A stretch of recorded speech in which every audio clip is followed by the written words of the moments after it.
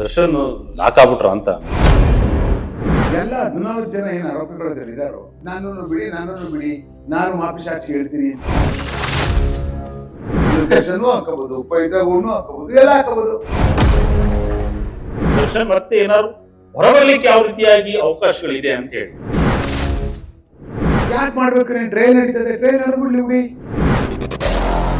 ಮಾಫಿ ಸಾಕ್ಷಿ ಹೇಳ್ಬಿಟ್ಟ ಕ್ಷಣಕ್ಕೆ ಎಲ್ಲ ಫೈನಲ್. ರೇಣುಕಾ ಸ್ವಾಮಿಯ ಕೊಲೆ ಪ್ರಕರಣಕ್ಕೆ ಸಂಬಂಧಿಸಿದಂತೆ ಈಗ ಮಾಫಿ ಸಾಕ್ಷಿ ಹೇಳಲಿಕ್ಕೆ ಈಗ ಆರೋಪಿ 14 ಪ್ರದೋಷ್ ಮುಂದೆ ಬಂದಿರತಕ್ಕಂಥದ್ದು. ಜೊತೆಗೆ ಈ ಮಾಫಿ ಸಾಕ್ಷಿ ಹೇಗೆ ಪರಿಗಣನೆ ಆಗುತ್ತೆ ಈ ಕೇಸ್ಗೆ, ಮುಂದೆ ಯಾವ ರೀತಿಯಾಗಿ ಸಂಕಷ್ಟಗಳಾಗಬಹುದು, ಇದ್ರ ಬಗ್ಗೆ ಮಾತನಾಡ್ತೋಣ. ನಮ್ಮೊಂದಿಗೆ ಹಿರಿಯ ಪೊಲೀಸ್ ಅಧಿಕಾರಿ ಆಗಿರ್ತಕ್ಕಂಥ ಉಮೇಶ್ ಸರ್ ನಮ್ಮ ಜೊತೆ ಇದ್ದಾರೆ. ಸರ್, ವಿಜಯ ಕರ್ನಾಟಕ ವೇದಿಕೆಗೆ ಸ್ವಾಗತ. ನಮಸ್ತೆ. ಬಹಳಷ್ಟು ಈ ಸಾಕ್ಷಿಗಳ ವಿಚಾರವಾಗಿ ಮಾತಾಡಿದ್ದೀವಿ. ಈ ಹಿಂದೆ ಒಂದು ಕೇಸ್ ಆಗಿತ್ತು, ಸಾಕ್ಷಿಗಳಿಗೆ ಬೆದರಿಕೆ ಒಡ್ಡಿದಂತೆ ಕೇಸ್ ಆಗಿತ್ತು. ಈಗ ಮಾಫಿ ಸಾಕ್ಷಿ ಹೇಳಕ್ ಬಂದಿರತಕ್ಕಂಥದ್ದು, ಅದು ಪ್ರಾಸಿಕ್ಯೂಷನ್ ಈಗ ವಾದವಿವಾದ ನಡೀತಿದೆ. ಎಷ್ಟು ಕಂಟಕ ಆಗುತ್ತೆ ಅಂತ ಈ ಕೇಸ್ಗೆ ಸಂಬಂಧಪಟ್ಟಂತೆ ಮಾಫಿ ಸಾಕ್ಷಿ? ನಮ್ಗೆ ಏನು ಈ ದರ್ಶನ್ ಅವ್ರ ಪ್ರಕರಣ ಹ್ಮ್ ಪ್ರಾರಂಭದಿಂದಲೂ ಒಂಥರ ಈ ರಿಸರ್ಚ್ ಮಾಡೋ ಡಾಕ್ಟರೇಟ್ ತಗೊಳ್ಳೋಕೆ ನನ್ನ ಲೆಕ್ಕದಲ್ಲಿ ಬಹಳ ಫಿಟ್ ಪ್ರಕರಣ ಇದು. ಅಂದ್ರೆ ಏನೇನೆಲ್ಲ ಒಂದೊಂದು ಪ್ರಕರಣದಲ್ಲಿ ನಾವೇನು ಅನ್ಕೊಳ್ಳಲ್ವೋ ಅದು ಎಲ್ಲ ಆಗ್ತಾ ಇದೆ. ಈಗ ಆಗಲ್ವೇನೋ, ಈ ತರ ಇರಲ್ವೇನೋ, ಅದು ಆಗುತ್ತೆ. ಇರ್ಲಿ ಅಂದ್ರೆ ಒಂದೊಂದು ಪ್ರಕರಣ ಒಂದೊಂದು ತಿಂಗಳಿಗೆ 2 ತಿಂಗಳಿಗೂ ಒಂದೊಂದು ರೂಪಾಂತರ ಕೊಡ್ತಾ ಅದದು. ಪ್ರತಿಯೊಂದು ಸ್ಟೇಜಲ್ಲೂ ಅಷ್ಟೇನೆ. ಏನು ಇಲ್ಲ, ಹಂಗೆ ನಡೀತಾ ಇತ್ತು. ಧಡಾರಂತ ನಿಂತ್ಕೊಡ್ತು, ಸಾಕ್ಷಿಗಳಿಗೆ ಪ್ರಾಣಾಪಾಯ ಹೊಡಿದ್ದಾರೆ, ಅವ್ರಿಗೆ ಎದುರಿಸಿದ್ದಾರೆ, ಅವ್ರಿಗೆ ದಸ್ತಗಿರಿ ಮಾಡಿದ್ದಾರೆ. ಅದಾದ್ಮೇಲೆ ಆಯ್ತು, ಇಷ್ಟೇ, ಇದು ಮುಗೀತು ಬಿಡು. ಇನ್ನು ಮುಗಿದಾದ್ಮೇಲೆ ಇನ್ನೇನು ಟ್ರಯಲ್ ಸ್ಟಾರ್ಟ್ ಆಗ್ತದೆ, ಟ್ರಯಲ್ ನಡೀತದೆ, ಅಲ್ಲಿ ಸಾಕ್ಷಿಗಳ ವಿಚಾರಣೆ ನಡೀತದೆ, ಬಹಳ ಚೆನ್ನಾಗೆಲ್ಲ ಅದು ಸಿಸ್ಟಮ್ ಆಗಿ ಟ್ರಯಲ್ ಕಂಡಕ್ಟ್ ಆಗ್ತದೆ ಅಂತ ಅಂದ್ಬಿಟ್ಟು ಅನ್ನುವಂಥದ್ರಲ್ಲೇನೆ ಅವನ ಮಹಾನ್ ಬಲಭುಜ ಇದ್ದಂಗಿದ್ದವನು, ಬಲಗೈ ಇದ್ದಂಗಿದ್ದಂತ ಹೌದು ಈ ಒಬ್ಬ ಆರೋಪಿತ. ಅಂದ್ರೆ ಮೊದಲನೆಯದಿಂದ ಹಿಡಿದು ಕೊನೆಯವರೆಗೂ A to Z ಪೂರ್ಣ ಪ್ರಮಾಣದಲ್ಲಿ ಒಂದು ಕೊಲೆಯನ್ನು ಸಾಕ್ಷೀಕರಿಸ್ತಕ್ಕಂಥ ಒಬ್ಬ ಮನುಷ್ಯ ಜೊತೆಲಿದ್ದವನು. ಅವನಿಗೆ ಒಟ್ಟಿಗೆ ಇದ್ದಂಥವನಿಗೆ ನಾನು ಏನಾದರೂ ನಾಳೆ ಹೆಚ್ಚು ಕಡಿಮೆ ಆಗ್ಬಿಡ್ತದೇನೋ, ನನಗೆ ಇದ್ರಲ್ಲಿ ನನಗೆ ಸಜಾ ಆಗ್ಬಿಡ್ಬೋದಾ, ಇದಕ್ಕೆ ಬೇರೆ ಏನು ದಾರಿ ಹುಡುಕ್ಬೋದು ಈಗ ನಾನು ಆಚೆ ಹೋಗೋದಕ್ಕೆ ಅಂತ ಅನ್ನುವಂಥದ್ದ ಅದನ್ನು ಯೋಚನೆ ಮಾಡಿ, ಅದನ್ನು ಮಾತುಕತೆ ಮಾಡಿ, ಈಗ ನಾವು ಆ ಕೇಸಿಂದ ಹೊರಗಡೆ ಬರಬೇಕಾದ್ರೆ ಏನು ಮಾಡಬೇಕು ಅಂತ ಅನ್ನುವಂಥದ್ದು ಒಂದು ಒಳಗಡೆ ಕೂತ್ಕೊಂಡು ಮಾತುಕತೆ ನಡೆಸಿ, ಆಚೆ ಹೊರಗಡೆ ಇರ್ತಕ್ಕಂಥ ಲೀಗಲ್ ಎಕ್ಸ್ಪರ್ಟ್ಗಳ ಜೊತೆ ಮಾತಾಡಿ, ನಾನು ಇವಾಗ ಹೊರಗಡೆ ಬರಬೇಕು, ಇದರಲ್ಲಿ ಶಿಕ್ಷೆ ಆಗುವಂಗೆ ಕಾಣಿಸ್ತಾ ಇದೆ, ಯಾಕೋ ನೋಡಿದ್ರೆ ಈಗ ಹೇಳ್ತಾ ಇರ್ತಕ್ಕಂಥ ಸಾಕ್ಷ್ಯಾಧಾರಗಳು ನೋಡಿದ್ರೆ. ಅದರಿಂದ ನಾವು ಏನಾರ ಹಾಕೊಳ್ಳಿ, ಅದೇ ಕೋತಿ ಕತೆ, ಮರಿ ತೆಗೆದ್ಬಿಟ್ಟು ಕೆಳಗಿಟ್ಕೊಂಡು ಹೊಟ್ಟೋಯ್ತಂತಲ್ಲ, ಕೊನೆಗೆ ತಲೆ ಮೇಲೆ ಹೊತ್ಕೊಂಡಿದ್ದು ಮರಿನ ನೀರು ಇಲ್ಲಿಗೆ ಬಂದಾದ್ಮೇಲೆ ಕೆಳಗಡೆ ಇಲ್ಲಿಗೆ ನೀರು ಬಂದ್ಬಿಡ್ತದೆ ಅಂತ ಗೊತ್ತಾಗ್ಬಿಡ್ತಾ ಇದೆ ಮನುಷ್ಯನಿಗೆ ಅಂತ ಕಾಣಿಸ್ತದೆ ಎಲ್ಲೋ. ಆದ್ರೆ ಇನ್ನೂ ಹಲವಾರು ಸಾಕ್ಷಿಗಳು ಅದರಲ್ಲಿ ಸಾಕ್ಷಿಗಳು ನುಡಿಬೇಕು. ಇನ್ನೂ ತುಂಬಾ ಲೆಂತಿ ಟ್ರಯಲ್ ಇದೆ ಆ ಕೇಸಲ್ಲಿ. ಅಷ್ಟು ಬೇಗನೆ ಈ ಮನುಷ್ಯ ನ್ಯಾಯಾಲಯಕ್ಕೆ ಅಪ್ಲಿಕೇಶನ್ ಹಾಕೊಂಡು ಅರ್ಜಿ ಹಾಕಿ ನನ್ನನ್ನು ಮಾಫಿ ಸಾಕ್ಷಿಯಾಗಿ ಕನ್ಸಿಡರ್ ಮಾಡಿ ನನ್ನನ್ನು ಈ ಕೇಸ್ನಲ್ಲಿ ಅಪ್ರೂವರ್ ಅಂತ ಕರಿತೀವಿ ಇಂಗ್ಲೀಷಲ್ಲಿ, ಅಪ್ರೂವರ್ ಮಾಡಿಕೊಂಡು ನನಗೆ ಮಾಫಿ ಕೊಟ್ಟರೆ ನಾನು ಇರ್ತಕ್ಕಂಥ ಘಟನಾವಳಿ ಏನಿದೆಯೋ ಈ ಕೇಸಲ್ಲಿ, ನಾನು ಈಗಾಗಲೇ ಏನು ನೀಡಿದ್ದೀನೋ, ಈಗಾಗಲೇ ಪೊಲೀಸರು ನನ್ನಿಂದ ಏನು ತನಿಖೆ ಮಾಡಿದಾರೋ ಅದರ ಪೂರ್ಣ ಪ್ರಮಾಣದ ಎಲ್ಲ ಸತ್ಯ ಘಟನೆಗಳನ್ನ ನಾನು ನ್ಯಾಯಾಲಯಕ್ಕೆ ತಿಳಿಸ್ತೀನಿ. ಆ ಕಾರಣಕ್ಕೋಸ್ಕರನೇ ನನ್ನನ್ನು ಮಾಫಿ ಸಾಕ್ಷಿ ಮಾಡ್ಕೊಳ್ಳಿ ಅಂತ ಅಂದ್ಬಿಟ್ಟು ನ್ಯಾಯಾಲಯಕ್ಕೆ ಅರ್ಜಿ ಆಗ್ತಾ. ಹಂಗೆ ಹಾಕ್ದಾಗ್ಲೇ ಎಲ್ರಿಗೂ ಗಾಬರಿ ಆಗ್ಬಿಡ್ತು. ಅರೆ ಯಾವುದೋ ಪ್ರಕರಣದಲ್ಲಿ ಆಗುವಂತ ಚಾನ್ಸಸ್ ಇರ್ತದೆ, ಎಲ್ಲೋ ಒಂದು ರೌಡಿ ಗ್ಯಾಂಗ್ಗಳದ್ದು ಆಗುದ ತರ ಇದ್ಬಿಡುತ್ತೆ. ಆಮೇಲೆ ಅವರಲ್ಲಿ ಹಣಕಾಸಿನ ತೊಂದರೆ ಬಂದ್ಬಿಡುತ್ತೆ, ಕೇಸ್ಗಳಾಡೋಕ್ಕಾಗಲ್ಲ, ಲಾಯರ್ಗಳಿಗೆ ದುಡ್ಡು ಕೊಡೋಕ್ಕಾಗಲ್ಲ, ಆಮೇಲೆ ಬೇರೆ ಇನ್ನೇನೋ ವೈಯಕ್ತಿಕ ಹಿತಾಸಕ್ತಿ ಇದ್ಬಿಡುತ್ತೆ. ಹೀಗೆ ಅಂತ ಕಡೆ ನಾವು ನೋಡಿದ್ದೀವಿ ಆ ಥರ ಸಿಡಿದೋಗುವಂಥದ್ದು. ಆದರೆ ಇಲ್ಲಿ ಆ ಸಮಸ್ಯೆ ಇಲ್ಲ, ಯಾವುದೇ ಹಣಕಾಸಿನ ಸಮಸ್ಯೆ ಇಲ್ಲ. ಆಮೇಲೆ ಯಾರಿಗೆ ಲಾಯರ್ಗಳಿಗೆ ಅವರು ಮಾತಾಡೋದಕ್ಕೆ ಆಗಲಿ, ಅವ್ರಿಗೇನು ಲಾಯರ್ಗಳು ಸಿಗುವುದಿಲ್ಲ ಒಳ್ಳೆಯವರು ಅಂತ ಅನ್ನುವಂಥದ್ದಿಲ್ಲ. ಇದ್ರ ಮಧ್ಯನೂ ಸಹ ಇವನು ಭಾಳ ಹತ್ತಿರವಾದಂಥವನು, ಇವನ ಎಲ್ಲ ಘಟನೆಗಳನ್ನು ಸಾಕ್ಷೀಕರಿಸಿದಂಥ ಒಬ್ಬ ಮನುಷ್ಯ ಹಾಕೊಳ್ತಾನೆ ಅಪ್ಲಿಕೇಶನ್ ಅಂತ ಅಂದಾಗ್ಲೇ ಎಲ್ಲರಿಗೂ ಒಂಥರ ಶಾಕ್ ಆಗಿದೆ. ಖಂಡಿತ, ಹೌದು, ಇಡೀ ಎಲ್ರಿಗೂ ಶಾಕ್ ಆಗಿದೆ. ಅಪ್ಲಿಕೇಶನ್ ಹಾಕ್ತಾ ಇರುವಂತ ಸಮಯದಲ್ಲಿ ಇವನು ಒಬ್ಬನೇ ಹಾಕಿಲ್ಲ, ಅಲಾಂಗ್ ವಿತ್ ಅದರ್ 2 ಹಾಕಿದ್ದಾರೆ, ಇನ್ನಿಬ್ರು ಸೇರ್ಕೊಂಡು ಹಾಕಿದ್ದಾರೆ.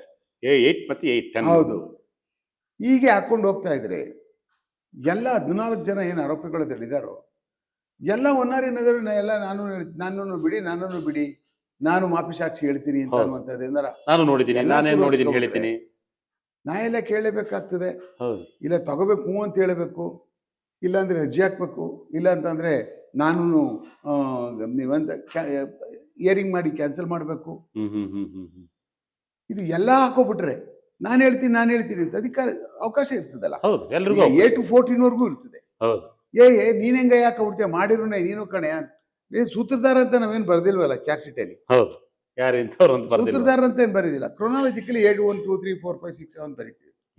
ಆ A1 ಕೊಟ್ಬಿಟ್ಟ ಕ್ಷಣಕ್ಕೆ A14 ನಂದೇನು ಇಲ್ಲ ಅಂತ ಕೂತ್ಕೊಳ್ಳುವಂಗಿಲ್ಲ ಕಾನೂನಲ್ಲಿ. ಯಾಕಂದ್ರೆ ಕನ್ಸ್ಪಿರಸಿ ಪಿತೂರಿ ಆಗಿದೆ ಮತ್ತೆ ಕಾಮನ್ ಇಂಟೆನ್ಷನ್ ಅಂತ ಅನ್ನುವಂಥ ಒಂದು ವರ್ಡ್ ಬಂದಾಗ ಸಮಾನ ಉದ್ದೇಶ ಅಂತ ಬರುತ್ತೆ. ಒಬ್ಬ ಮನುಷ್ಯನ ಕೊಲ್ಲೋದಕ್ಕೆ ಎಲ್ಲರೂ ಉದ್ದೇಶ ಇತ್ತು ಅಂತಂದ್ರೆ ನೀವೇನು ಚಾಕು ತಗೊಂಡು ಚುಚ್ಚಬೇಕಾದ್ದೇ ಇಲ್ಲ. ನೀವು ಅದ್ರಲ್ಲಿ ಭಾಗವಹಿಸಿ, ಸಕ್ರಿಯವಾಗಿ ಭಾಗವಹಿಸಿ, ಆ ಘಟನೆಯಲ್ಲೂ ಸಾಕ್ಷೀಕರಿಸಿ ಅದ್ರಲ್ಲಿ ಪೂರ್ತಿ ನೀವು ಭಾಗಿಯಾಗಿ ನಿಮ್ಗೆ ಆ ಇಂಟೆನ್ಷನ್ ಇದು ಕೊಲ್ತಾ ಇದ್ದೀವಿ ಅನ್ನುವಂಥದ್ದಿದ್ರೆ ಸಾಕು. ನೀವೇನು ಅವನ್ನ ಹೊಡಿಲೂ ಬೇಕಾಗಿಲ್ಲ, ಮುಟ್ಲು ಬೇಕಾಗಿಲ್ಲ. ಏನೋ ಆ ಘಟನೆಗೆ ನೀವೊಂದು ಅದನ್ನ ಪ್ರತಿನಿಧಿಸಬೇಕು. ಕೇಸ್ ಹಾಗೆ ಇರುವಂಥದ್ದು. ಇಷ್ಟರ ಮಟ್ಟಿಗೆ ಇರುವಂಥ ಸಮಯದಲ್ಲಿ ಎಲ್ಲ ನಾಳೆ ದಿವಸ ನಾಳೆ ಇವರು ಹಾಕೋಬಹುದು, ತಮಾಷೆ ಹೇಳೋಕ್ಕಾಗೋದೇ ಇಲ್ಲ. ದರ್ಶನೂ ಹಾಕೋಬಹುದು, ಪವಿತ್ರಗೌಡನು ಹಾಕೋಬಹುದು, ಎಲ್ಲ ಹಾಕೋಬಹುದು ಮಾಫಿ ಸಾಕ್ಷಿಗೆ. ಅರೆ ಅವ್ರು ನಾವು ಮಾಡ್ಲಿಲ್ಲ, ನಾವ್ ಹೇಳ್ತೀವಿ ಬಿಡಿ ಅಂತ ಅನ್ಬಿಟ್ರೆ ನಮ್ಮನ್ನು ಮಾಡ್ಕೊಳ್ಳಿ. ಹೌದು ಹೌದು. ಆಗ ಕೋರ್ಟು ಯಾವ ತರ ತಗೊಳ್ತದೆ ಅಂತ, ಎಷ್ಟು ಜನ ತಗೊಳ್ತದೆ ಅಂತ, ಎಲ್ಲೂನು ಇಷ್ಟನೇ ಜನ ತಗೋಬೇಕು ಎಲ್ಲೂನು ಇಲ್ಲ. ಈ ಕೇಸಿಗೆ ಓನ್ಲಿ ಡಿಸ್ಕ್ರಿಷನ್ ಅಷ್ಟೇ ಕೋರ್ಟ್ದು. ಎಲ್ಲೂ ಅದಕ್ಕೆ ಪ್ರೊವಿಷನ್ಸ್ ಗಳಿಲ್ಲ ಪ್ರಾಪರ್ ಆಗಿ. ಈಗ ನಾವು ಇದುವರೆಗೂ ಮಾತುಕತೆ ಮಾಡಿರುವಂತದ್ರಲ್ಲಿ ಲೀಗಲ್ ಎಕ್ಸ್ಪರ್ಟ್ಗಳು ಮತ್ತೆ ಈ ತರ ನಡೆ ಆಗ್ಬಿಟ್ರೆ, ಈ ತರ ಒಂದು ಪ್ರಕ್ರಿಯೆ ನ್ಯಾಯಾಲಯದಲ್ಲಿ ಪ್ರಾರಂಭ ಆಗ್ಬಿಟ್ರೆ ಎಲ್ಲಿಗೆ ಇದು ಹೋಗಿ ನಿಂತ್ಕೊಳ್ಳುತ್ತೆ ಅದು ಬೇರೆ ವಿಚಾರ. ಅಲ್ಲಿಗೆ ಹೋಗಿ ನಿಂತ್ಕೊಳ್ಳುತ್ತೆ ಹೋಗಿ. ಆಗ ತಕ್ಷಣನೇ ಇವರು ಅವ್ನು ಮಾಡಿಸ್ಬೇಡಿ, ಅವ್ನ್ ಹೆಂಗ್ ಮಾಡಿಸ್ಬಿಡ್ತೀರಿ ನೀವು, ಅವನು ಈಗಿರ್ತಕ್ಕಂಥ ಚಾರ್ಜ್ ಏನಿದೆಯೋ ನಮ್ಮ ಆರೋಪಿತರೇನಿದಾರೋ ಅವರ ಪ್ರಬಲವಾದಂತ ಅವನ ಮೇಲೂ ಚಾರ್ಜ್ ಇದೆ, ಇವನ್ಗಿಂತ ಜಾಸ್ತಿ ಇದೆ. ಕೊಲೆ ಆದಾಗಿದ್ದ, ಕೊಲೆ ಆದ್ಮೇಲೆ ಹೋಟ್ಲಿಗೆ ಹೋದ್ರು, ಎಲ್ಲ ಊಟ ಮಾಡಿದ್ರು, ಕೊಲೆಯಾಗಿ ಎಲ್ಲ ನೋಡ್ದ, ಅಲ್ಲೆಲ್ಲ ಸಹಕಾರ ಮಾಡ್ದ.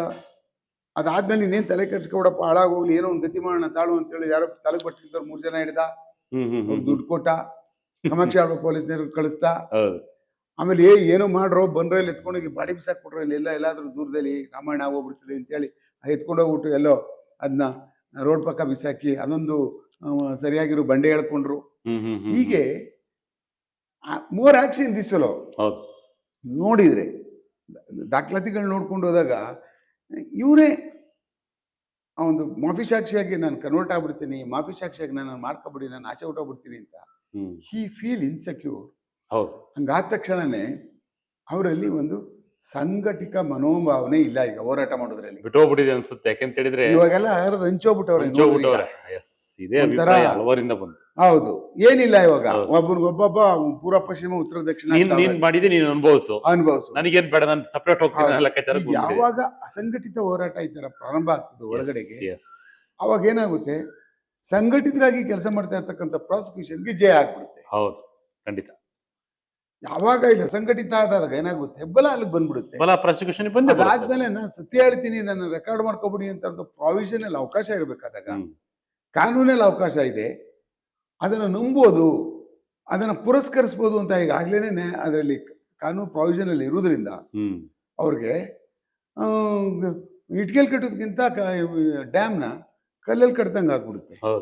ಹೌದಲ್ವಾ? ಸ್ಟ್ರಾಂಗ್ ಆಗ್ಬಿಡುತ್ತಲ್ವಾ? ಖಂಡಿತ. ಇದು ಜನಸಾಮಾನ್ಯರಿಗೆ ಹೌದು, ಇದು ಕಾನೂನು ಪಂಡಿತರಿಗೆ ಏನು ಅವಶ್ಯಕ ಇದೆ, ಏನು ತಿಳ್ಕೋಬೇಕು ಅಂತ ಏನಿಲ್ಲ, ಜನಸಾಮಾನ್ಯರಿಗೂ ಓದಾಗ್ಬಿಡ್ತದೆ ಇದು. ಒಬ್ಬ ಮನುಷ್ಯ ಉಲ್ಟಾ ತಿರ್ಕೊಂಡು ನಾನು ಮಾಫಿ ಸಾಕ್ಷಿ ಮಾಡಿ ನನ್ನ ಆಚೆ ಕಳಿಸಿ ಉಳಿದದೆಲ್ಲ ಸತ್ಯ ಹೇಳ್ಬಿಡ್ತೀನಿ ಅಂತ ಹೇಳ್ಬಿಟ್ಟು ಅವ್ರು ಆಚೆ ಹೋಗೋಕೆ ಪ್ರಯತ್ನ ಪಟ್ಟು ಈ ತರದ ಪ್ರಕ್ರಿಯೆ ನಡೆದಾಗ ನಾನು ಹೋಗಿ ಇಲ್ಲ ಬೇಡ ಅದ್ ಮಾಡೋಕ್ಕಾಗಲ್ಲ, ನನ್ಗೆ ಅವಕಾಶ ಕೊಡಿ, ನಾನು ಇದರಲ್ಲಿ ಹೆಂಗ್ ಮಾಡ್ಬಿಡ್ತೀರಿ ನೀವು ಅಂತ ಹೇಳಿದ್ಕೆ ಇವ್ರು ಡಿಫೆನ್ಸ್ ಕೌನ್ಸಿಲ್ ಅವ್ರಿಗೆ ಪ್ರಾವಿಷನ್ ಇಲ್ಲ. ಅದು ಸಮಸ್ಯೆ. ಇನ್ನೇನು ಟ್ರಯಲ್ ನಡೀತಾ ಇದೆ, ಇರ್ಲಿ ಬಿಡಿ, ಯಾಕೆ ನೀವು ಈ ಸಮಯದಲ್ಲಿ ನೀವು ಯಾಕೆ ಮಾಡ್ಕೋಬೇಕು ಅಂತ. ಹೌದಲ್ವಾ? ನಾವು ಮಾಫಿ ಸಾಕ್ಷಿಗಳು ಹೆಂಗ್ ಮಾಡ್ತಿದ್ವಿ ಮೊದಲು, ಒಂದು ಕೇಸ್ ಒಳಗಡೆ ಯಾರಿಗಾದ್ರೂ ತನಿಖಾ ಕಾಲದಲ್ಲಿ ಒಂದು 10 ಜನ ಇರ್ತಕ್ಕಂಥ ಇದರಲ್ಲಿ ಯಾರೋ ಒಬ್ಬ ಅಯ್ಯೋ ಪಾಪದವ್ರು ಒಂದು 3-4 ಜನ ಹ್ಮ್ ಏನೂ ಗೊತ್ತಿಲ್ಲ ರೆಪ್ರೆಸೆಂಟ್ ಮಾಡ್ಬಿಟ್ಟವ್ರೆ. ಓಕೆ ಹ್ಮ್ ಅವ್ರಿಗೆ ಏನ್ ನಡೀತಿದೆ ರೆಪ್ರೆಸೆಂಟ್ ಮಾಡ್ಬಿಟ್ಟವ್ರೆ. ಹ್ಮ್ ಏನೂ ನಡೀತಿದೆ ಗೊತ್ತೇ ಇಲ್ಲ ಅವ್ರಿಗೆ. ಹ್ಮ್ ಕರ್ಕಬಾ ಅಂದ್ರು, ಫೋಟೋ ಗಿಟೋ ತೆಗೆಸ್ಕೊಂಡು ಸೆಲ್ಫಿ ತೆಗೆಸ್ಕೊಂಡು ಹೋಗ್ಬಿಡೋಣ ಬಾ, ಸಾಯಂಕಾಲ 6 ಗಂಟೆಗೆ ಮನೆಗೆ ಹೊಟ್ಟೋಗ್ಬಿಡ್ಬೋದು ಅಂತ ಅಂದ್ಬಿಟ್ಟು ಕರ್ಕೊಂಡು ಬಂದು ಸೇರ್ಕೊಂಡು ಅವ್ರನ್ನೂ ಇದ್ರಲ್ಲಿ ದಬ್ಬಿಟ್ಟು ಕೇಸಲ್ಲಿ ಅವ್ರಿಗೂ ಜೀವಾವಧಿ ಶಿಕ್ಷೆಗಳೇನಾರು ಆಗ್ಬಿಡ್ತಿದೆ ಅಂದಾಗ ತನಿಖಾಧಿಕಾರಿಯಾದಂತ ನನಗೇನ್ ಅನ್ನಿಸ್ತದೆ ಹೇಳಿಯೋದು, ಹೌದು. ಇವರು ನ್ಯಾಯ ಆ ಇಲ್ಲ. ಒಂದು ಶಿಕ್ಷೆಗೆ ಯೋಗ್ಯತೆ ಇಲ್ಲ. ಹೌದು. ಅದು ಅನ್ಯಾಯ, ಅದು ನಾವು ಮಾಡಬಾರ್ದು. ಇವರು ಬಂದಿದ್ದಾರೆ ಆದ್ರೆ ಬಲವಂತ ಮತ್ತೆ ಅದ್ರ ಒಳಗಡೆ ಸರ್ಕಮ್ಸ್ಟೆನ್ಸಸ್ ಅಲ್ಲಿ ಸಿಗಾಕಬಿಟ್ಟವ್ರೆ. ಒಂದು ಬಲಾಢ್ಯರ ಒಂದು ಇದ್ರಲ್ಲಿ ಕಪಿ ಮುಷ್ಟಿ ಸಿಗಾಕಬಿಟ್ಟವ್ರೆ. ಆವಾಗ ಅವ್ರನ್ನ ನಾವು ಸಾಕ್ಷೀಕರಿಸ್ಬೇಕು, ಹೌದು ಮಾಡಬೇಕು, ದಸ್ಕಿರಿನೂ ಮಾಡಬೇಕು. ಅಂಥವ್ರ ಕೈಯಿಂದ ನಾವುಗಳು ನ್ಯಾಯಾಲಯದಲ್ಲಿ ನೀವು ಈ ಥರ ಏನು ಮಾಡಿದ್ರಿ ನಿಮ್ಮ ಪಾರ್ಟಿ ಹೇಳ್ಬಿಟ್ಟು ಹೊಟ್ಟೋಗ್ಬಿಡಿ ಅಂತ ಹೇಳ್ಬಿಟ್ಟು ಅವ್ರನ್ನ ಮಾಫಿ ಸಾಕ್ಷಿಯಾಗಿ ಕನ್ಸಿಡರ್ ಮಾಡಿ ಅವ್ರ ಸಾಕ್ಷಿ ಹೇಳಿಸಿ ಅವ್ರನ್ನ ಕೇಸಿಂದ ಹೊರಗಡೆ ಕಳಿಸ್ತಕ್ಕಂಥ ಕೆಲಸನ ಪ್ರಾಸಿಕ್ಯೂಷನ್ಸ್ ಏನವ್ರು ಮಾಡ್ಬೇಕು ಆ್ಯಕ್ಚುಲಿ.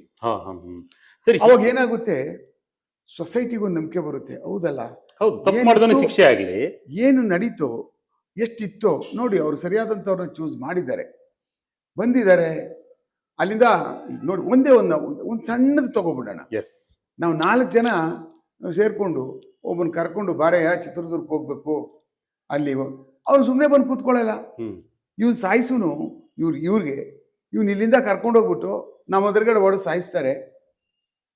ನಾವೇ ಅದಕ್ಕೆ ಅವರು ಸಾಯಿದ್ ನಾವು ನೋಡ್ಬೇಕು ಅಂದಾಗ ಇಲ್ಲಿಂದ ಯಾವನು ಹುಚ್ಚನೂ ಕರ್ಕೊಂಡು ಹೋಗಲ್ಲ. ಹೌದು, ಬನ್ನಿ ಸಾಯಿಸ್ತೀನಿ ಅಂತ ಹೇಳಿದ್ರೆ ಯಾರು ಅಲ್ವಾ, ಯಾರು ಕರ್ಕೊಂಡು ಏನೋ ಮಾಡಿ ನಮ್ ಬಾಸ್ ಹೇಳ್ತಾವ್ರಪ್ಪ ಅಲ್ಲಿ ಕರ್ಕೊಂಡು ಹೋಗ್ಬಿಟ್ಟು ಒಂದು ಸೆಲ್ಫಿ ಗಿಲ್ಫಿ ತಗೊಂಡು ಸಂಸ್ಬಿಟ್ಟು ತಪ್ಪಾಗ್ಬಿಡ್ತು, ಏನೋ ಮಾಡ್ಬಿಟ್ಟಿದ್ದೀನಿ ನಾನು, ಅದೇನು ಕರಿತಾ ಇದ್ರೋ ಗೊತ್ತಿಲ್ಲ, ಮಾಡ್ಬಿಟ್ಟು ಬಂದ್ಬಿಡೋಣ ಬಾರಯ್ಯ ನೀನು ಅನ್ನುವಂಥ ವಾತಾವರಣದಲ್ಲಿ ನನ್ನ ಲೆಕ್ಕದಲ್ಲಿ ಕರ್ಕೊಂಡೋಗಿರ್ತಕ್ಕಂಥ ಕೇಸ್ ಇದೆ.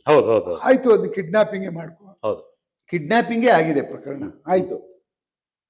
ಆದ್ರೆ ಅಲ್ಲಿ ಹೋದಾದ್ಮೇಲೆ ಅಲ್ಲಾದಂತ ಬೆಳವಣಿಗೆಗಳು ಪಟ ಪಟ ಪಟ ಪಟ ಅಂತ ಹಲವಾರು ಜನ ಸೇರ್ಕೊಂಡ್ರು. ಹೌದು, ಸಿಕ್ತವರೆಲ್ಲ ಹಾಕೊಂಡು ಶುರು ಮಾಡಿದ್ರು, ಹಿಂದೆ ಮುಂದೆ ಒದಗಿ ಶುರು ಮಾಡಿದ್ರು. ಒಬ್ಬ ಮನುಷ್ಯನಿಗೆ ಎಷ್ಟು ಬೇಕು ಏಟ್ ಹೊಡಿದಕ್ಕೆ, ಕೈ ಕಾಲಲ್ಲಿ ಹೊಡೆದ್ಬಿಟ್ರೆ ಗ್ಲೂಕೋಸ್ ಕಮ್ಮಿ ಆಗ್ಬಿಟ್ಟು ಅವನಿಗೆ ಕೋಮಾಗ ಹೋಗ್ಬಿಡ್ತಾನೆ.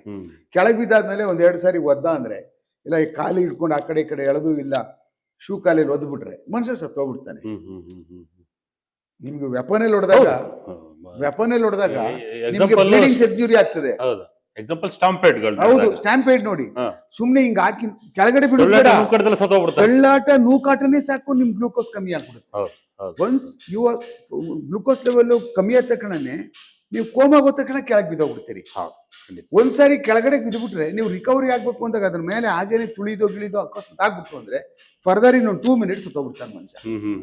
ಈಗ ಮನುಷ್ಯ ಒತ್ತುವಿಕೆಯಿಂದನೇ ಮನುಷ್ಯ ಸಾಯ್ತಾನೆ ಇಂದಾಗ ಏನಿನ್ 15-20 ಜನ ನಿಂತ್ಕೊಂಡು ಬಲ ಒಳ್ಳೆ ಆನೆ ತುಳ್ದಂಗೆ ತುಳಿದ್ಬಿಟ್ಟು ಹಾಕೊಂಡು ಸಿಕ್ತವ್ರೆಲ್ಲ ಮನೆ ಮಾಡ್ತೇನೆ ನೀನು ಅಂದ್ಬಿಟ್ಟು ಅಂತ ಇವ್ರು ಹೆಂಗಿರ್ತಾರೋ ದಾಂಡಿಗರು ನಮ್ ತರನೇ ಅವನವನೇ ಅಂತ ಮಾಡ್ಬಿಟ್ಟು ಅವನನ್ನ ಕೊಂದಾಕುವಂತ ಇದೆಲ್ಲ ಘಟನೆಗಳಾಗಿ ಅದೇ ತರದ್ದಾಗಿದೆ ಅಲ್ಲಿ.